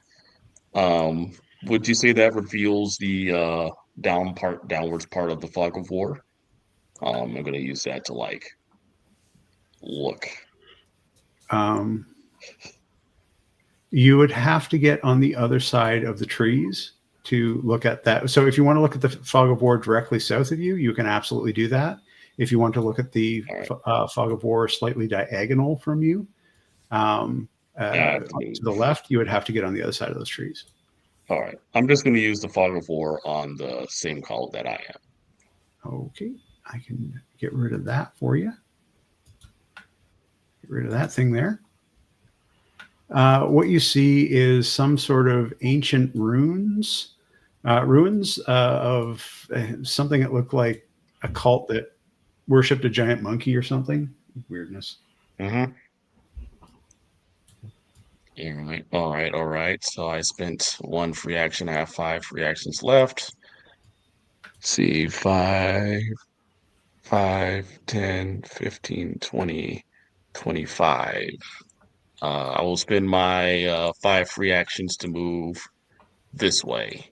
Can I see that fog of war on the beach? Well, you might have had not Oh, in the space in front of you. Somebody immediately popped out of nothingness and said, "Boo." What is your willpower? okay, so I do. He is trying to frighten me, so he is rolling This is an with attempt to frighten. Oh, okay. My willpower is a 13. All right. And does he roll with a snag? Oh, Was that your other card? let me look. Infantry. Ducking cover. Will I be affected by the frightened condition with this? Yes, you will. Then he suffers a snag for my gallantry. I knew there was something that mattered about that. So he pops up in front of you, but he's just a man. And you're running away from a giant ape. Just a man in armor and with weird, gross Play-Doh stuck to it and things like that. Not as scary as what you just felt there is no more room in your body for cortisone. Like there is just nothing else that you can do to be more scared than you are right now. So he does not succeed at that. So his contingency action is blown. And he's just gonna look at him and you see like tears going down his eyes, saying, "It's like I'm not in the mood."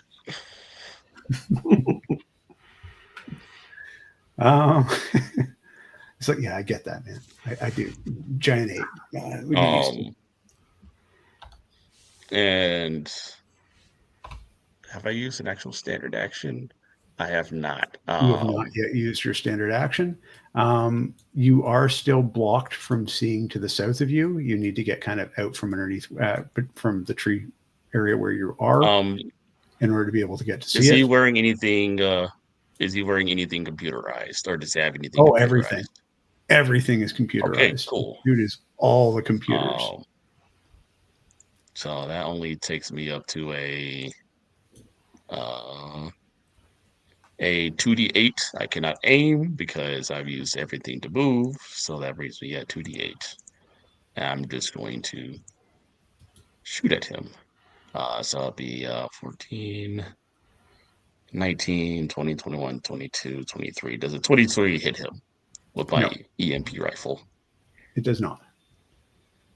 You try to shoot it at him, and it just doesn't have enough space to charge, or maybe just he uses the end of his giant, weird mechanical launcher thing to knock yours out of the way, but you are just not able to hit him at all. All right. I'm going to try it again. Hey, so 19, 13, 14, 15, 16, 17, 18, 19, 20. All right, does a 30 hit him? No. He also has not flared into place his shield yet.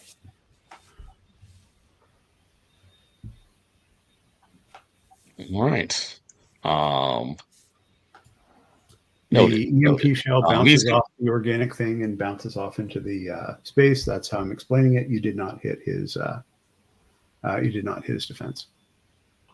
All right. I'm gonna relay that information to Vermin and Cody. Tell them, hey, there's another Mega Marine. I believe I'm almost to the rendezvous point, but can't see it because of another blue Mega Marine. Tell the Mega Marine about the giant monkey? I think he knows. I think he was trying to go after stragglers. Use psychological warfare. Tell him to use the psychological warfare on the giant monkey. You can ask him yourself. I got two choices. I can fight you, or I can fight a giant monkey. Both are doing my duty. What would you choose? When has the last? When have you ever said that you've taken down a giant 20 feet? Looks back up. Tonk's 50 feet tall gorilla. 350 feet. Yeah, that's it. He's roughly 350 feet. The this one is effectively this is just his functional range. So this is a footstep for him or a swing of his fist. Covers all of the space. It looks as says have you ever whoever gets to say that you get to take down a 300-foot tall gorilla compared to another trooper. Nobody gets to emphasis on. No one's ever done that. Exactly. You're taking down troopers all the time. A dime a dozen. Yeah, but I like to stick with what I know. And he will probably attack you, but let's see what his initiative is. 14 to your 14. Yeah, so he's going to attempt to attack you now. But he cannot attack you where you are. So he will need to move 10, 15, 20. He'll need to move here in order to use Sharpshooter's Grace. Wait. 1, 2, 3, 4, 5, 6. Yeah, 30. Okay. Good. All right now. With evasion. So that gives 19 plus 8 with a crit on the D8. Oh, and I get the other 8. What the other 8 was too. So 8 and 4. 18 plus 8 plus 4 is 30.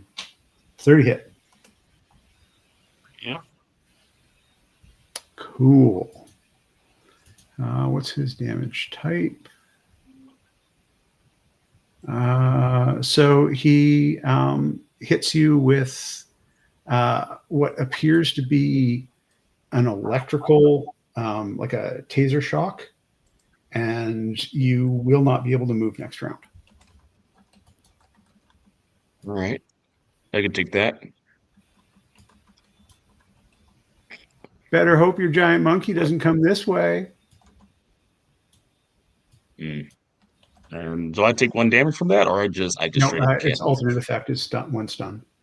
You can still shoot, Okay. by the One way. stun. All right. This is weapon stun as opposed to the ability stun or condition stun. So you can do everything except for take free actions or move next round.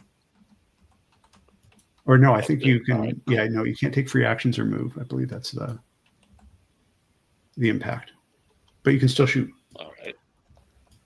Cool. Or try and trip a giant monkey. All right. And that takes us back up to. Okay, Vermin's gone. Cody's gone. The monster picks something out of his teeth and tosses it into the forest. Oh!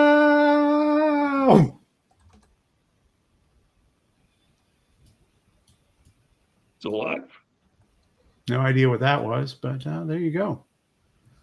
Blastoff is going to attempt to run this way. Gung Ho is realizing this may not be a fight he can win. Clutch is going to potentially get seriously messed up here, depending on how the roll goes. And this time I am going to have Eric. Please roll the d6.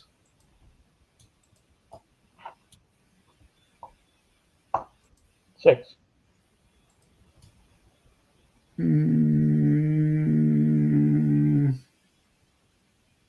All right. So Blastoff has to avoid getting stomped. He does not have good evasion, but he can't. No, this isn't something I'm going to let him use toughness for. Ooh. A natural 1 and a 7 for a total of 8. Blastoff is going to take 4 damage.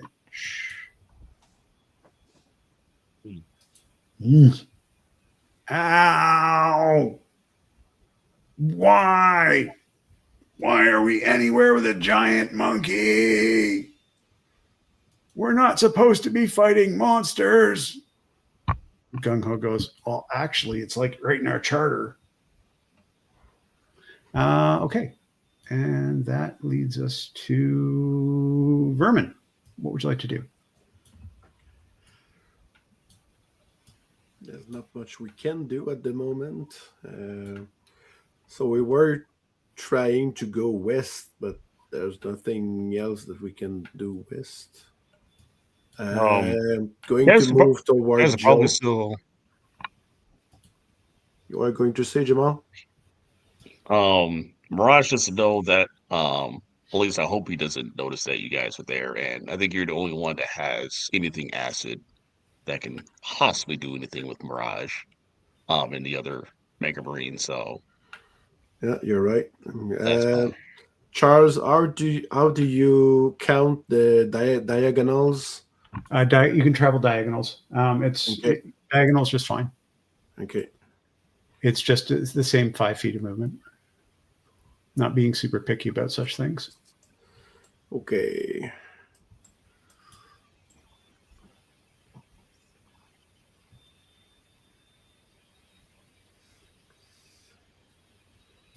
Going to go there.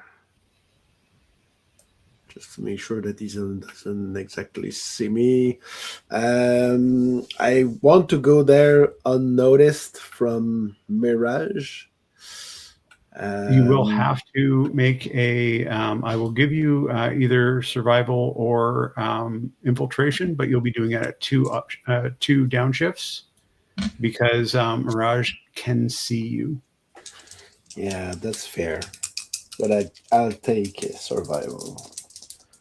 That's the one thing I'm good at. That's an 18.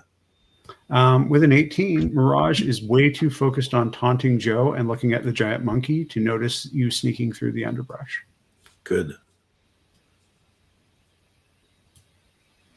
Well done.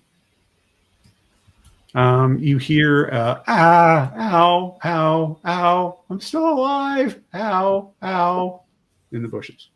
Why didn't I take a med kit at requisition? Joe's ears perks up at that, and tears are just gone. And that takes us to Cody. I'm basically going to do the same thing that Vermin did. 1, 2, 3, 4, 5, 6, 8, 9, 10. There. And 1, 2, 3, 4. 3 action moves puts me in the same group of trees. I will survival to avoid. Oh no, I can use infiltration to avoid Mirage, but I only got a 16.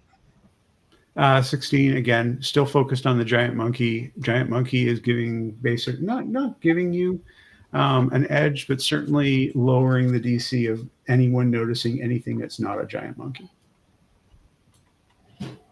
All right. Gung Ho is going to crash his way through the forest. Clutch is going to follow him. Blastoff understands that this is not a fight that he can win.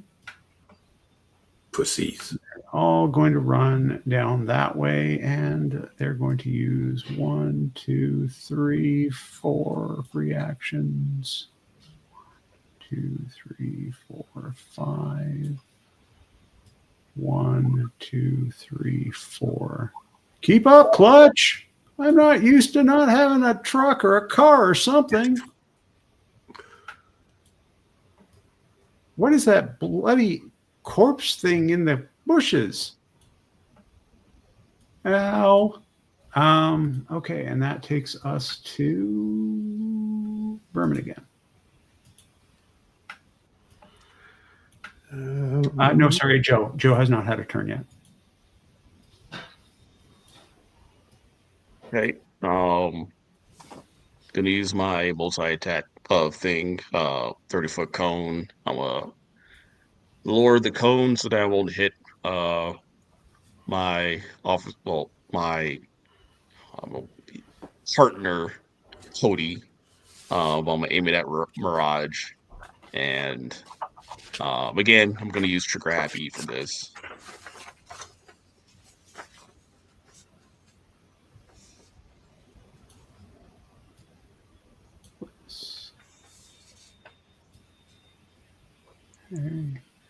They have Trigger Happy too, and I haven't been using it.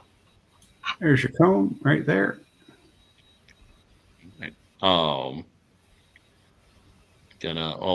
First I'm gonna spend a free action to switch to my MG36, and then I'm going to aim, and that'll bring me up to a D12. Yes, because as does have the laser sight. Currently, he's not focused on trying to hit him. He's just trying to. All right, cool. That misses. I'm gonna use my second attack to reroll for that. I mean, the second attack to try and hit him. Does a 17 beat his willpower? A 17 does not beat his willpower. All right. And I'm gonna spend a free action to reload. Um, and he just tells, psychological warfare, and I'll end my turn because I can't move at the moment. What you realized is that these guys are really, really smart. And in doing so, how he evaded it, you recognize that they are both piloting their armor and using their weapons, using their intelligence alone. You're used to sort of seeing that sort of thing happen where the computerized weapons are being used rather than dexterous ones. And so you recognize that all of them are doing that. They're not necessarily just, pointing and firing things using speed. All right. Yeah, all right. And takes us top of the round. You see the wreckage of buzzbores, these beautiful buzzbores, including the beautiful python buzzbore, have been completely annihilated and will never be used for whatever their intended purpose was that nobody can figure out. And you hear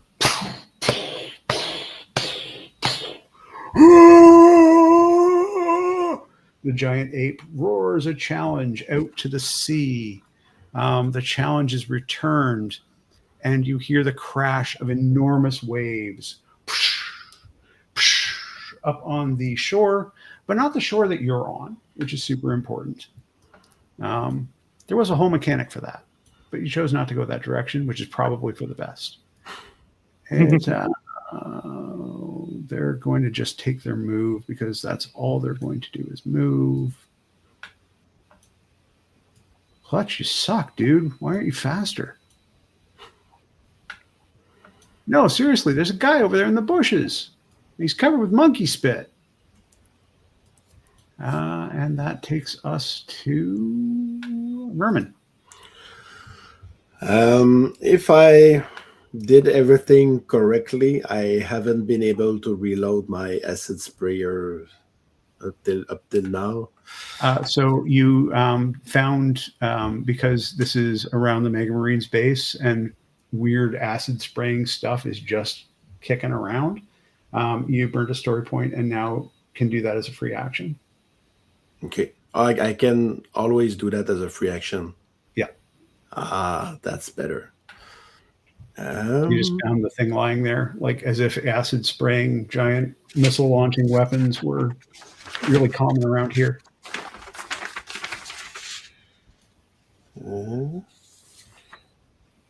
So would you say that the acid sprayer would be silent because the normal traits are element, reload, and intimidating?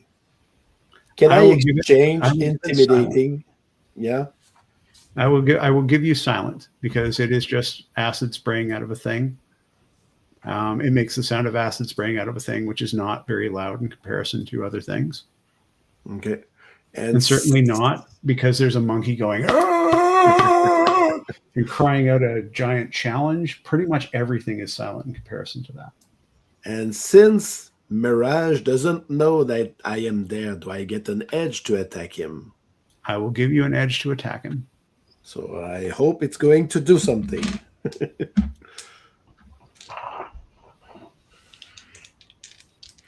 And another question. Sorry, did I declare that he did a shield last round? I did not. I don't think he did. Okay, cool. Consider I'm sure.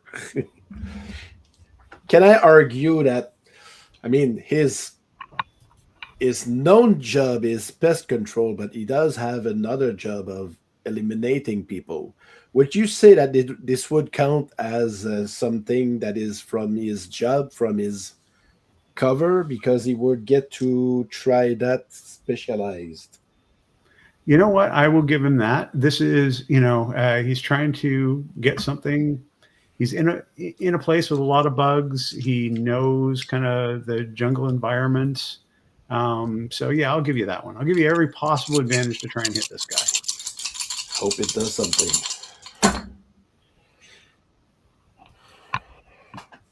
It didn't. Roll the 7 and a 2 on the d20s. That's ridiculous.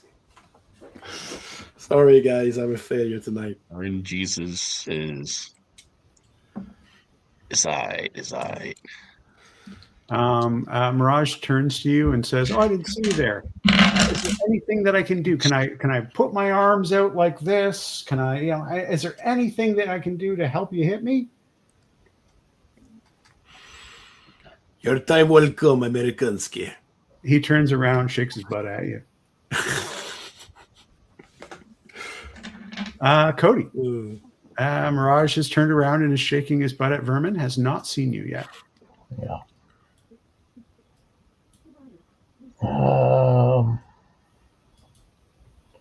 Who's that?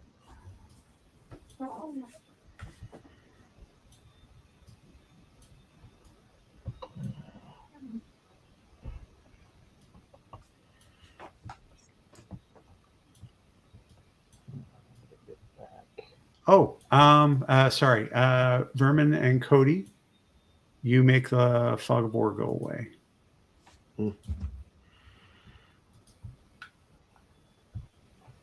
We have good eyes. Of course we do. Well, it's just there's nothing between you and seeing the thing now. Joe is sort of stuck behind those bushes and all the other stuff that came in there. But yes, that is the warehouse of which you were told, the fabled warehouse where your escape exists and your assistance waits. Okay. There's only 4 Mega Marines that are impossible to hit between us and them. Oh, 3.5. Clutch is slow.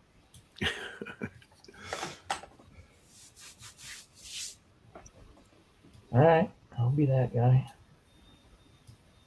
1, 2, 3, 4, 5, 6, 7, 8, 9, 10, 11, 12, 13, 14. I can get to about there.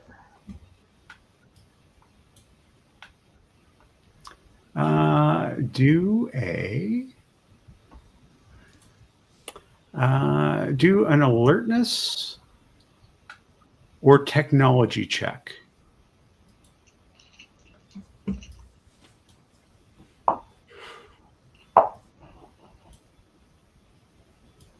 I got a 5. Yeah. Excellent. So moving on.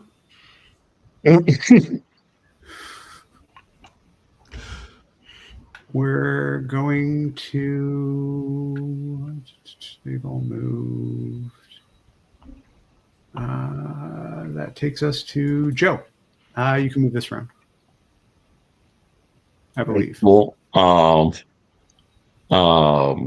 Going to move 5, 10. Shit. That is rough terrain for you. If you go diagonally, you can avoid the rough terrain. Trooper 9, how you looking? Well, I've never been worse. I'm covered in monkey spit and blood. Can you But move? the monkey spit's keeping the blood from all coming out. It's a weird balance. Can you move? Okay. So Trooper 9 on his turn, which will be next round. He'll try. He doesn't have a med kit, so he would have to try and roll on specialized to try and do anything. So he may just lie there and bleed. 5, so 5, 10, 15, 20, 25, 30, 35. Well, let's see, 5, 10, 15, 20, 25, 30. All right, I'm going to spend one free action to reload my light machine gun. I'm going to spend 2 free actions. 1, 2. To move over here. And then I'm going to spend another free action to aim and do a multi-attack against Blast Off and Gung Ho. Keep on forgetting that. That cancels out the downshifts. Oh, actually, oh no, it's one downshift. Okay, cool, awesome. They have Wait, no, light no, cover, that so is... that will be an additional 1 downshift because they're hidden All right, in the never trees. mind. That'll bring me down to a D8. Hopefully I can affect their willpower with this. 23. It does not affect Gung Ho, but it does affect Blast Off. All right. That's good. I can live with that. I can live with that.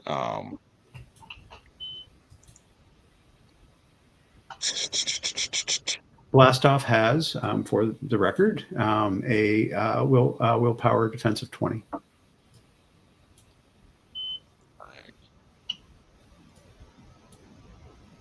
Still.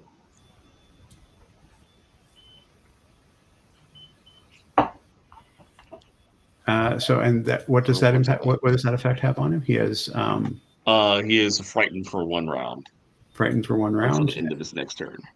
And you are within sight, so he would have downshifts, or sorry, rolls with a snag for all of his skills. He'll be rolling with 2 downshifts. 2 downshifts, okay. All right, so not that great at shooting things. Okay, and I can't use my rocket launcher because it'll take an entire action to switch to that, which I cannot afford. I'm gonna continue to spray covering fire over at Gung Ho to see what I can get. Nothing. All right. And that will actually I got 2 more free actions. I'm gonna move 5, 10 behind this tree over here to give me some cover. And good call. Actually, no. Yeah, right there. All right, and now end my turn. All right. Then that takes us to these guys moving.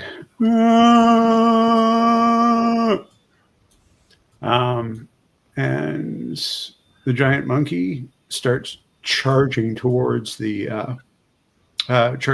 beach on the other side, and you hear the massive splashing of waves as something large emerges from the water and roars. It is almost like daylight at this exact moment as a discharge of lightning shoots up into the sky. And as you look up into the sky, there are some vague shapes of something bipedal in the sky.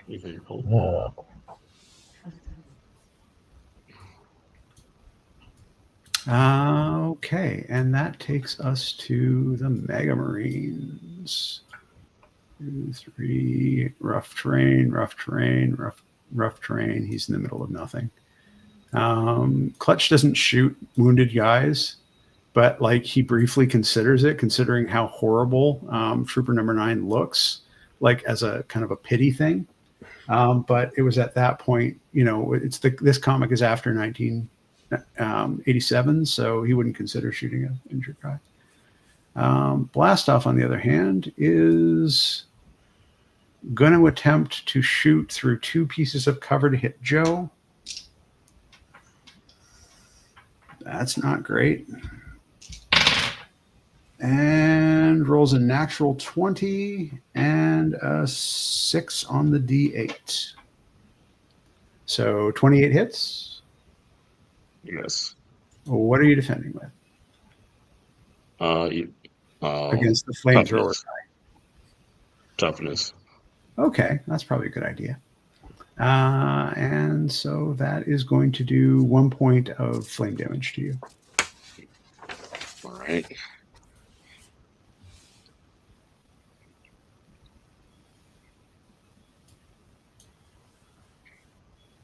Gung Ho says, "About time you use that thing, right? You're going to be off the team, but yeah, you just redeemed yourself."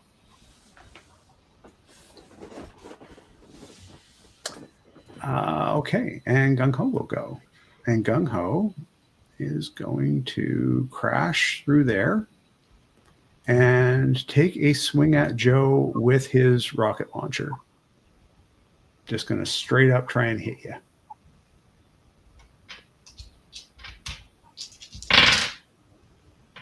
Use an evasion. It doesn't matter. Oh no, no, it really doesn't matter. That's a total of 6. As he tries to pick up this big, giant piece of incredibly sophisticated technology. Now that you can see it, it's a mass driver. It launches grenades using a magnetic mechanism, very delicate, very high tech. He swings it at your head. He misses. It hits the ground. Clutch is going to actually try and shoot you because he's still got the machine gun on his rocket launcher, which turned out to be a really good idea. Who knew? And he's 12 and 15, 21. Does 21 hit Joe?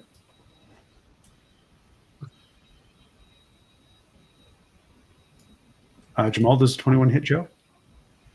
Yes. Okay, and that will be. And what are you defending with? Evasion. All right. So take 1 point of acid.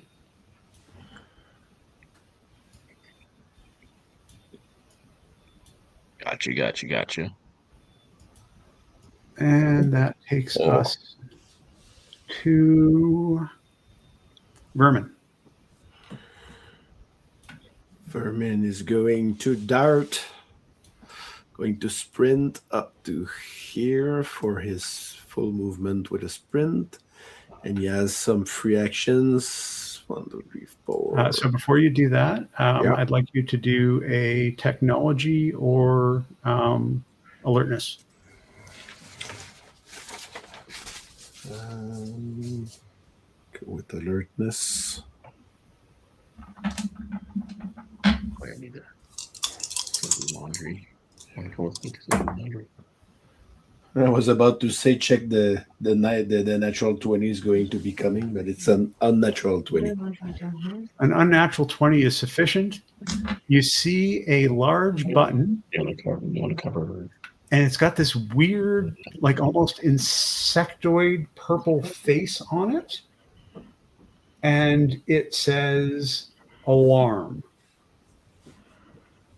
But it's just a big purple button with an insectoid face on it. Okay. And where is it located? Is it it is just on the side of the building. Okay. I was running up to there, but I have expended all my free actions, sadly. So you're right next to this big purple button. But I'm just going to tell to Cody, like, you miss big button. What? I thought it was a decal. Jeez. No, it's big button. Open eyes. Maybe it wasn't warm enough to be able to see the face on it yet. Maybe. Cool. All right. So that is Cody's turn. I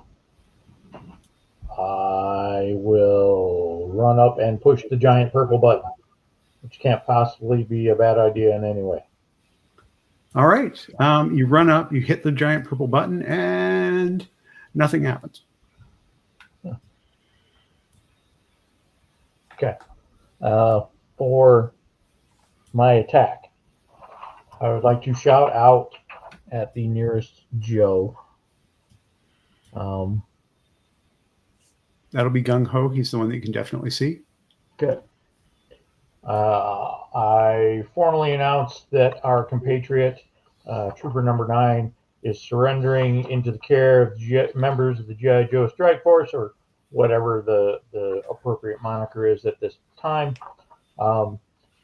Being remanded into your company, you are now required by the Geneva Conventions, and I give the article and the paragraph denoting treatment of prisoners of war, and you're required to give him first aid and render aid to him in all expediency. I will try and intimidate Gung Ho into listening to me. You know, if you want to roll a persuade on that, I would rather do it with intimidation because I don't have persuade. all right, then go for that. Can I give That'll do it more. him? Can I give him an upshift or something? I already acted, so sorry. Yeah, I'm not sure how you're going to help him have a Cobra convince a Joe that he needs to follow the Geneva Conventions, but I'm going to give Cody an upshift on that because that is a brilliant move, and I'll even refund a story point for it. Good thing you did, because I rolled a 1. That's You much may use better. that. Well, I got a 27 with a 10 on my D10. He's right, boys. Clutch, you go help him. So he Clutch immediately goes in. Oh, I'm sorry. I should have done something. Just giant monkeys, and I have full respect for international law. We don't do war crimes here. And he attempts to treat Trooper Number 9. He'll actually bring Trooper Number 9 out to be able to work on him. Mirage will come down and take a shot at Joe. Story point. That is no, that shouldn't be an 8. It was an 8 on the D8, but that should actually be a 12. So, oh, and it's a 12 on the 12. That's pretty cool. So does a 23 hit with a crit? Actually, no. Mirage is just so bloody arrogant. He figures that he had you dead to rights and didn't use his sharpshooter's grace. So managed to miss you entirely. Blast Off is also going to come up and take a shot at you. How many story points we got left? Got like what, 4? You have that was your 4th, so you have 3 left. Story point. Okay. Blast Off rolls a 14 plus a 5 for 19, which I assume does not hit. That does not hit. Yes. All right. And Gung Ho is going to back off a little and shoot at you. And Willie, what is he shooting me with? So what is he going to shoot you with? Does he has an alternate effect on that or not?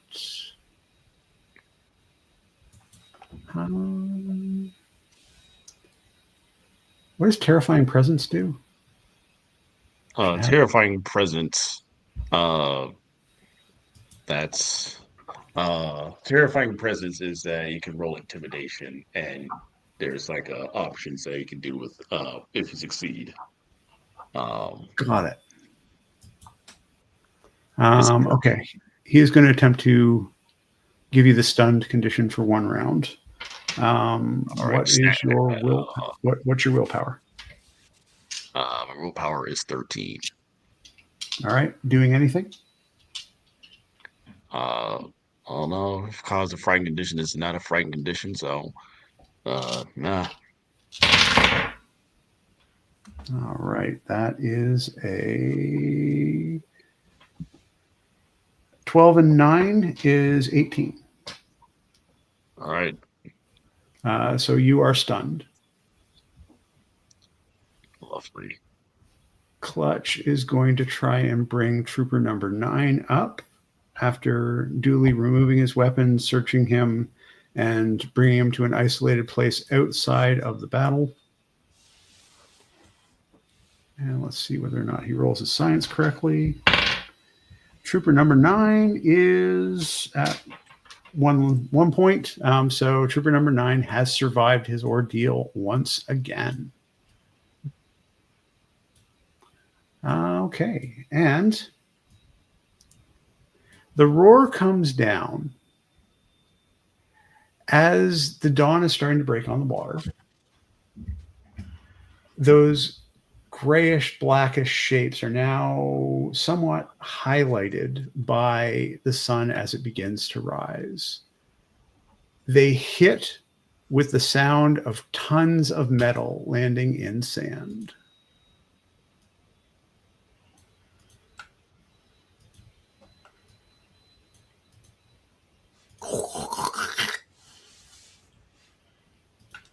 The sound of somebody with a mild cough attempting to spit happens, and these airplanes turn into robots.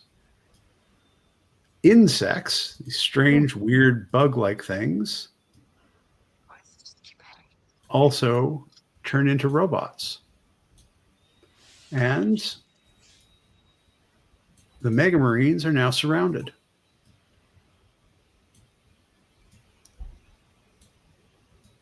They don't say anything. And that makes it Vermin's turn.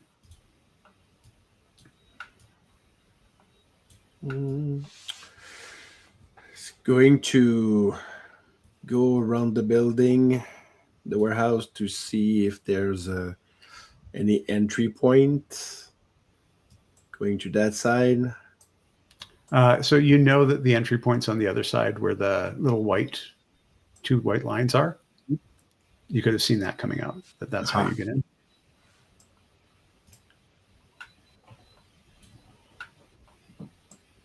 So I seem to be able to open a door at that point.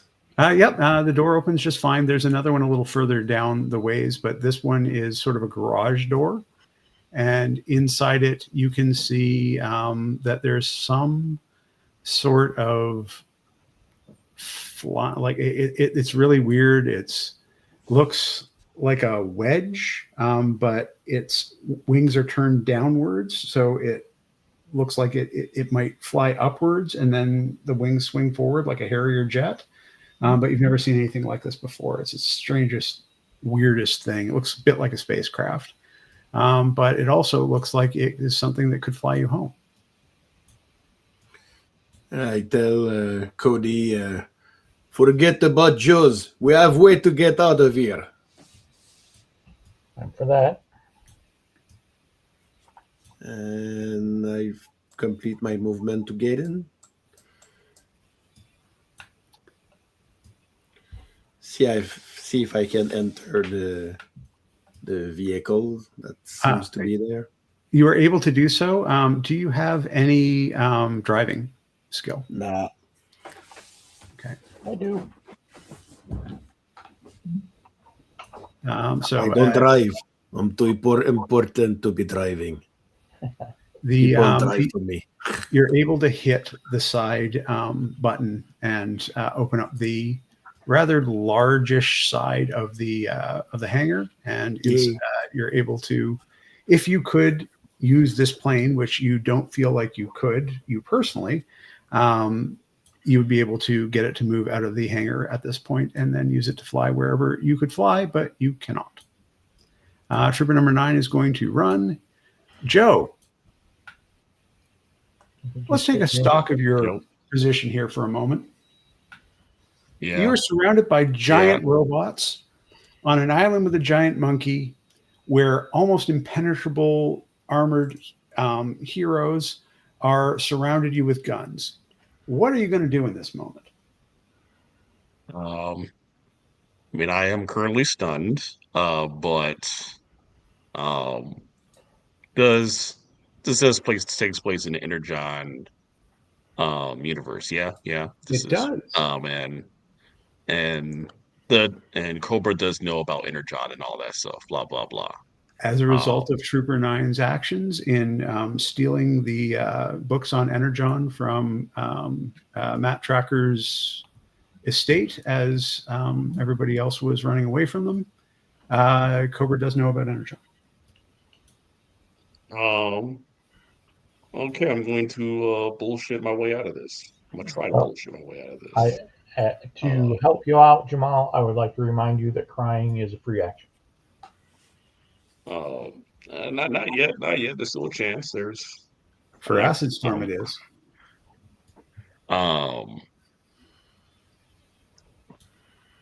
Okay, so I got a D4 in Deception, and I'm gonna look at the. Do we know about Transformers? Does Cobra know about Transformers? Cobra does. You can make a.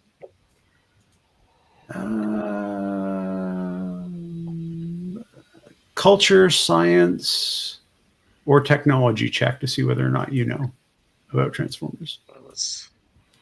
This is a. I do not know. That was a 4. Not your area of the business. But these are giant robots. They have not fought. They have not aimed at anything, and I'm going to make the first move by saying that. Well, it's these guys, and he's going to point. Burma's bullshitting to make them fight the Mega Marines. They have the bigger tech. If it's yeah, I think that's the only real thing I can do without. Oh, okay, all right. Let me see if I have anything that can actually help with deception. If not, then yeah, may RNGs help me.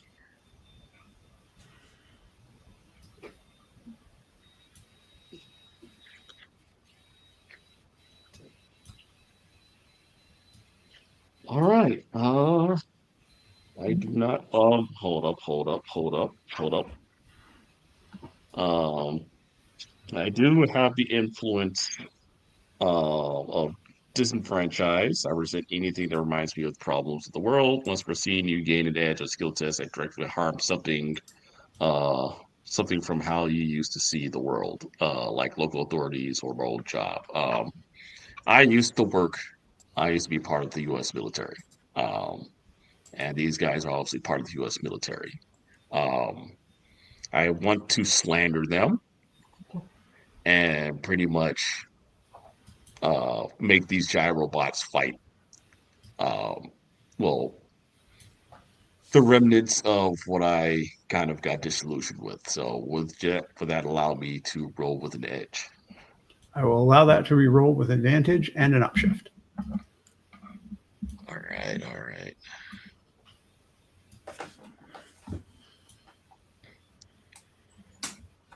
You know what? That is a. What is that? A 3?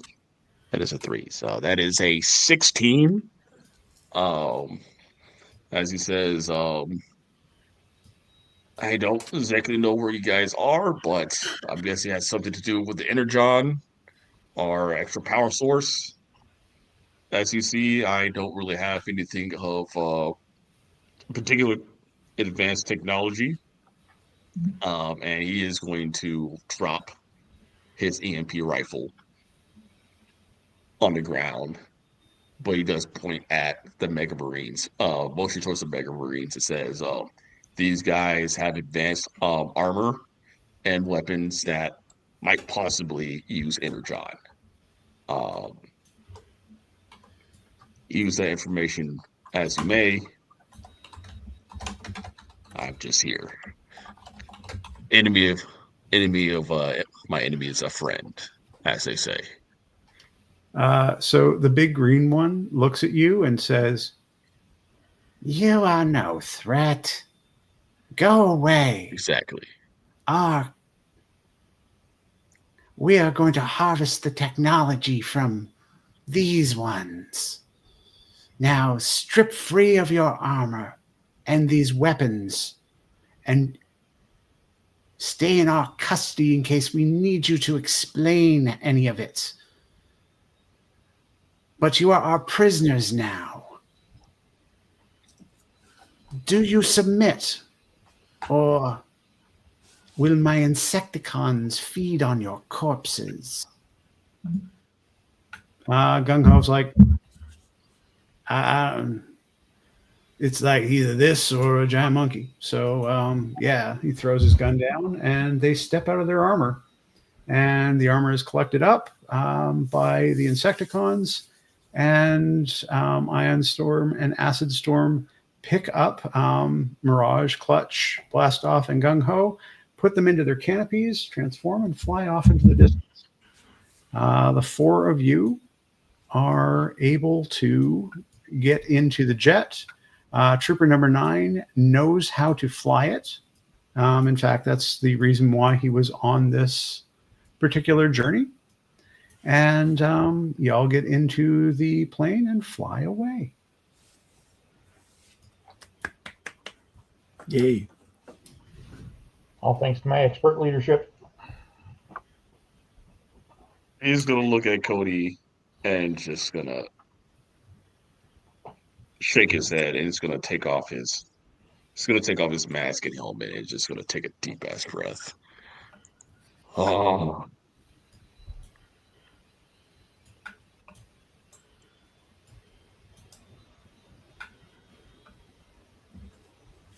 Wow, these monkey Marines were bastards. And now we know the story of why, when in the Energon protocols, they got to the base, it was empty. And somehow the Mega Marines had been captured and were in a cage. Yeah. Oh. Goodness gracious. Okay. That was good.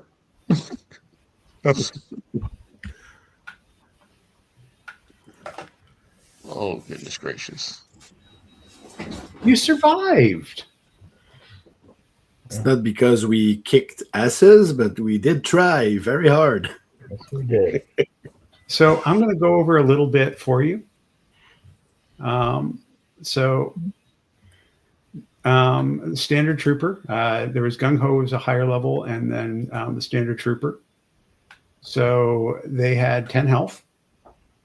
They had, oh wait, no, I've got a better breakout of this up here, I think. Okay. So sorry, toughness is 34/44. So that's a plus 10 in strength. Base 10 plus 10 in strength, plus 5 stronghold armor, plus 5 biomarauder armor, plus 2 armor expert, plus 2 the heavy, and plus 10 on shield. And that was Gung Ho's. The other one was 32 and 40. They had willpower 20. Willpower defense of 20, cleverness of 16, evasion of 15, but they used unstoppable force to use toughness instead of evasion. They reduced all damage by 1 from extra plates. And if you had managed to defeat them, they would do a difficulty 15 brawn check, and then they would not be defeated.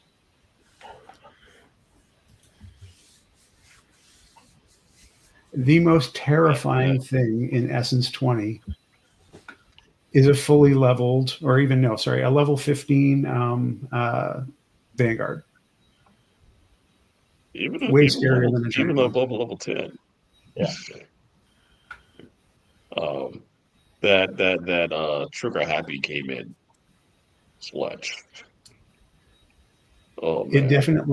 definitely helped. It was they were still susceptible to being stunned and all of those other things that happen to the mind, but they all of their to hit was was smarts based, so they were It was using computerized everything. Sonic. I was thinking of using Sonic as well. It was like either EMP or Sonic. Oh man. So if the acid had hit, whatever amount of damage the acid had done would permanently remove the bioarmor. So if you'd done 5 points of damage to the bioarmor, it'd be gone forever. As the acid ate through the Play-Doh. The max that I could achieve with the acid sprayer was 26 with 2 crits, with a natural 20 and a 6 on the D6. So not Oof. much hope. Yeah, there wasn't. So, but Normally it's more in there. But the good news is that you did manage to defeat them, and thus the plot can go forward as was required to in the actual show. They survived long enough for the Transformers to get them. Yeah. And Trooper number 9 survives. I'll be glad. It is.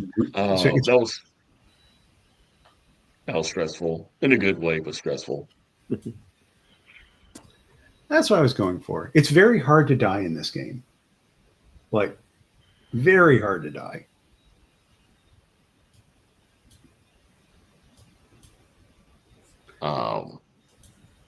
Yeah, I will see as about we- you. Go ahead. Sorry. Sorry, I'm just going to do the resources used credits, but we can also continue to talk about the session and everything else. But I wanted to make sure that we mentioned that the gaming system that we're using is Essence 20 by Renegade Games. The virtual tabletop is Owlbear Rodeo at www.owlbear.rodeo and .com. Geez, no, owlbear.rodeo. That's what I'm on right now. Maps came from Tom Cardos at tomcardos.com. The virtual tokens come from the Fateful Force, and the character designs were done by Hero Forge. As well, there were some images used from the Transformers core rulebook. So thank you, everyone who's been listening up to this point. And I said all the things I need to say, so we can continue to discuss that. So yes, I'm hoping that you enjoyed the adventure. It was designed to be very difficult. It was designed to destroy your hope at numerous points and also have you feel a little bit about how a GM feels when a player plays a high-level Vanguard. Yeah, amen. Sonic weapons, man. That's how you're going to deal with them. What do I feel attacked?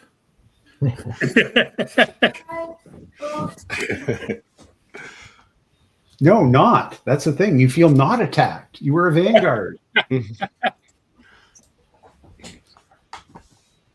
Yeah, the toughness of 34. I was like, yeah, damn. All right. Quick update with the next session. There's a good chance that I'll probably won't be available on the 9th at the current moment because I have a gig over at Charlotte, North Carolina. It's a still walking gig there. They have Scream Break. So I'll be over there as walking around as the Crooked Man from The Conjuring. So the dorms are paid. Gas will be reimbursed. Pretty decent pay. And I won't be out until like late in the night. And so I will elect David to run a game for y'all on the 9th if I'm not available. which I most likely won't. And for my session, again, oil rig, sea based, um, level 5. If anybody wants to be a pilot, let me know. I won't allow one person to be a pilot to be a wingman for Ace, because you guys will be working with Ace. Pretty much, there's been rummaging over at a batch of oil rigs off the coast of Norway, and you guys have been sent there to find intel of what the heck is going on over there. And Ace will be there as distraction, aka blow up as many stuff there as possible in order for you guys to, well, uh, find out whatever it is they're working on over there. Awesome. For the people at home, yes, the players are going to, the inmates are running the asylum at this point. All of the players from the Energon protocols are going to take a turn at DMing. We still haven't convinced Aaron to do that, but everybody in this group is a DM. And so it seems like a good idea to be able to give Eric a chance to play and see what other people are able to bring to it. I've done my 2 sessions. I will probably take another turn at the table again sometime soon, but Jamal was set up as the next person. We can kind of arrange that with David and see who's going to run the next session, who's going to be in it, and all that sort of stuff. We may skip a 2-weeker. That does happen from time to time. And I would also like to. I have nothing to announce because I love this. I do this and really nothing else. But I know that everybody else does important things, has important engagements, has products out in stores, and shows out on YouTube and in podcasts. So I'll start out, maybe David, tell us a bit about what you are up to and what you've just released. Yes, I try to bring myself at the top. Can I? Oh, I can do that. Yay!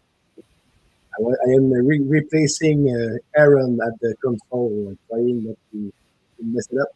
I did release something today in the morning. I thought before that I do a little podcast.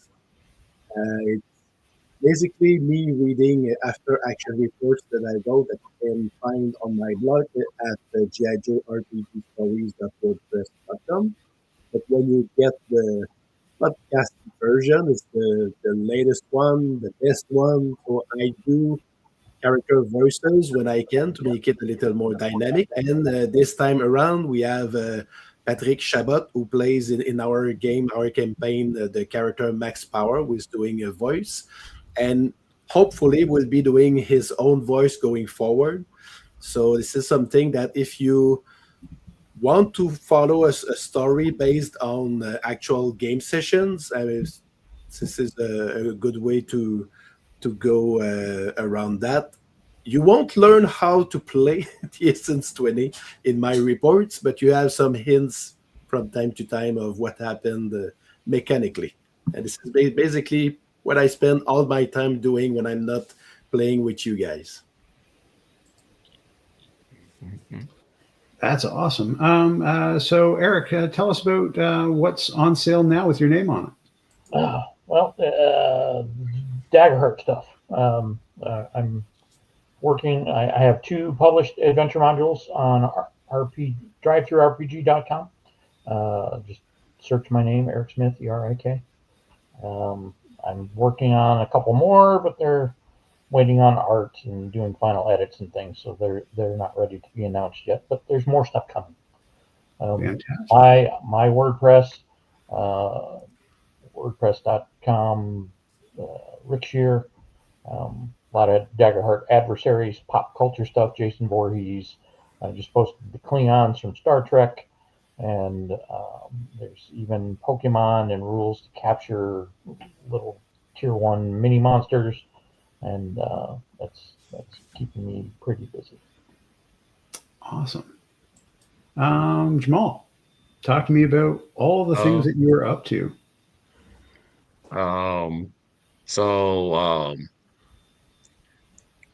Part of the actual play podcast thing is the podcast itself is called This Dungeon is Occupied.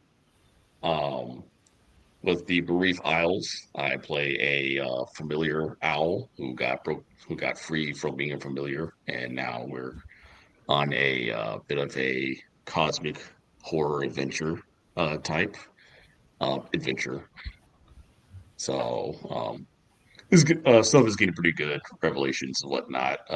The previous episode kind of goes over tackles a little bit into my owl's backstory. Um, he got killed. He has died probably a little over 300 times under his time as a familiar. So get to take a look, get a perspective of that. Other than that, I am very close with being part of SAG. Um, at the loan is approved and all that. So soon enough, your guy's going to be a union man and be working on. Will be I will be working on those higher tier films and whatnot in the future. And if you're ever in Charlotte, North Carolina, at the Six Flags, check out what's it Scream was it Spring Break at that Six Flags. And other than that, yeah, other projects I'll be working on as well. But other than that, that's me. Awesome. Last but not least, our own Aaron. Talk to us about what's coming out on the Headcast Network. Me myself. Normally I'm here on YouTube the fourth Sunday of the month doing my G.I. Joe Royal American Headcast. We live stream it. Next episode, we are going to be looking at issue 70 of the comic, and probably the first episode of Adventure Arise. We're starting the second season. And then we're doing this every other Thursday at this point. So check it out. And I've got my podcast at headcast.headspeaks.com. My main show is Head Speaks, where I talk about anything comic related. Right now I'm looking at the Animal Man series from the 80s or actually I guess we get on the 90s, late 80s, early 90s. And I'm also looking at stuff through the 80s because the 80s seems to be my decade that I love because it was great. And then I've got my main show of G.I. Joe Royal American Headcast with two sister shows, the Bravo team, where I look at everything else G.I. Joe related, and then the Energon Protocols, where this comes out. And when are we looking at getting episode 11, Aaron? In fact, I'm working on dropping it this week, today. In fact, when I get down here, I'm going to drop it, and it should be coming out today, actually. Now that you mentioned that. Awesome. I was hoping that I was leading you in that direction because I was hoping you were going to mention that. But yeah, I think I forgot. Yeah, I was sitting trying to remember what was coming out today. I was supposed to be either that or Bravo Team. Yeah, Energon Protocol will be out today, and Bravo Team will be out next week. So if you've this is giving you the bug to listen to Energon Protocols stuff, you can hear the real good stuff that Eric does with us as players, and go from there. But I want to thank you guys. It's always fun to attempt to kill you, and in new and fun and interesting ways. And I look forward to Jamal's attempts to kill us coming forward, and possibly David before that. So we'll figure out who the next person is, but I'm looking forward to being the one who is having my life threatened and killed and having to argue for my existence again, because it's a little less stressful than being all the bad guys at once. I'll come up with an adventure here soon. It's always a fun thing. I just wanted to add that when I do have my own special mission going on, it is going to be in the 80s. And I forgot to mention that in the campaign that I am running, I do have part of the main campaign that is a G.I. Joe team, but I also have an October Guard team that is going on. And there's Eric, Jamal, and Charles who played in they either play on a regular basis on a campaign, and Charles played once so far. I'm hoping that he will come back. So you will likely give a taste of my own campaign that I want to mix with the events of the Energon protocols. So this is something that I will be working toward. So I believe, Charles, that we were done for tonight. Awesome. Aaron, is there something we do to say goodbye to everybody, or we just say goodbye to everybody? Just say goodbye, and David can hit the end broadcast button, and it'll play the outro of it together. So I have. Good. Going to do that. I had Bye, Take care, everybody. between like me pushing it, and then like I walked.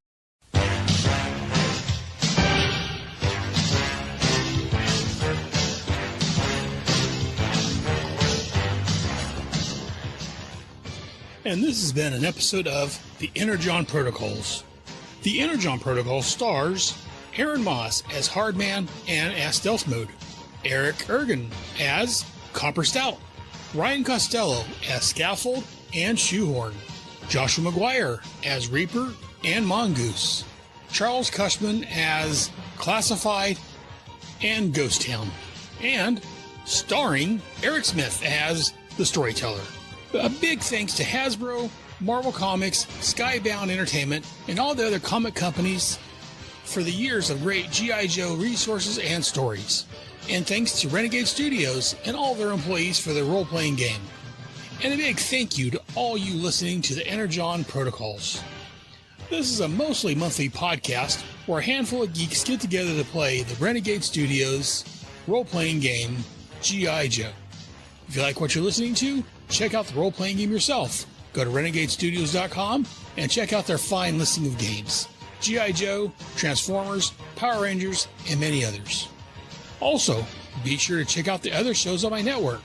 My main G.I. Joe show is G.I. Joe, a Real American Headcast, and the Brothers show, which is Bravo Team, which looks at the G.I. Joe comics, cartoons, and other assorted G.I. Joe goodness over the years. There's also Head Speaks, where I look at anything geek-related. Plus, there are several other shows available at headcast.headspeaks.com. Again, that is headcast.headspeaks.com. And if you like what I'm doing here, head over to patreon.com/headcastnetwork and throw a few bucks in the tin. Really appreciate it. And be sure to join us here next month for another amazing adventure of the Energon Protocols on the Headcast Network.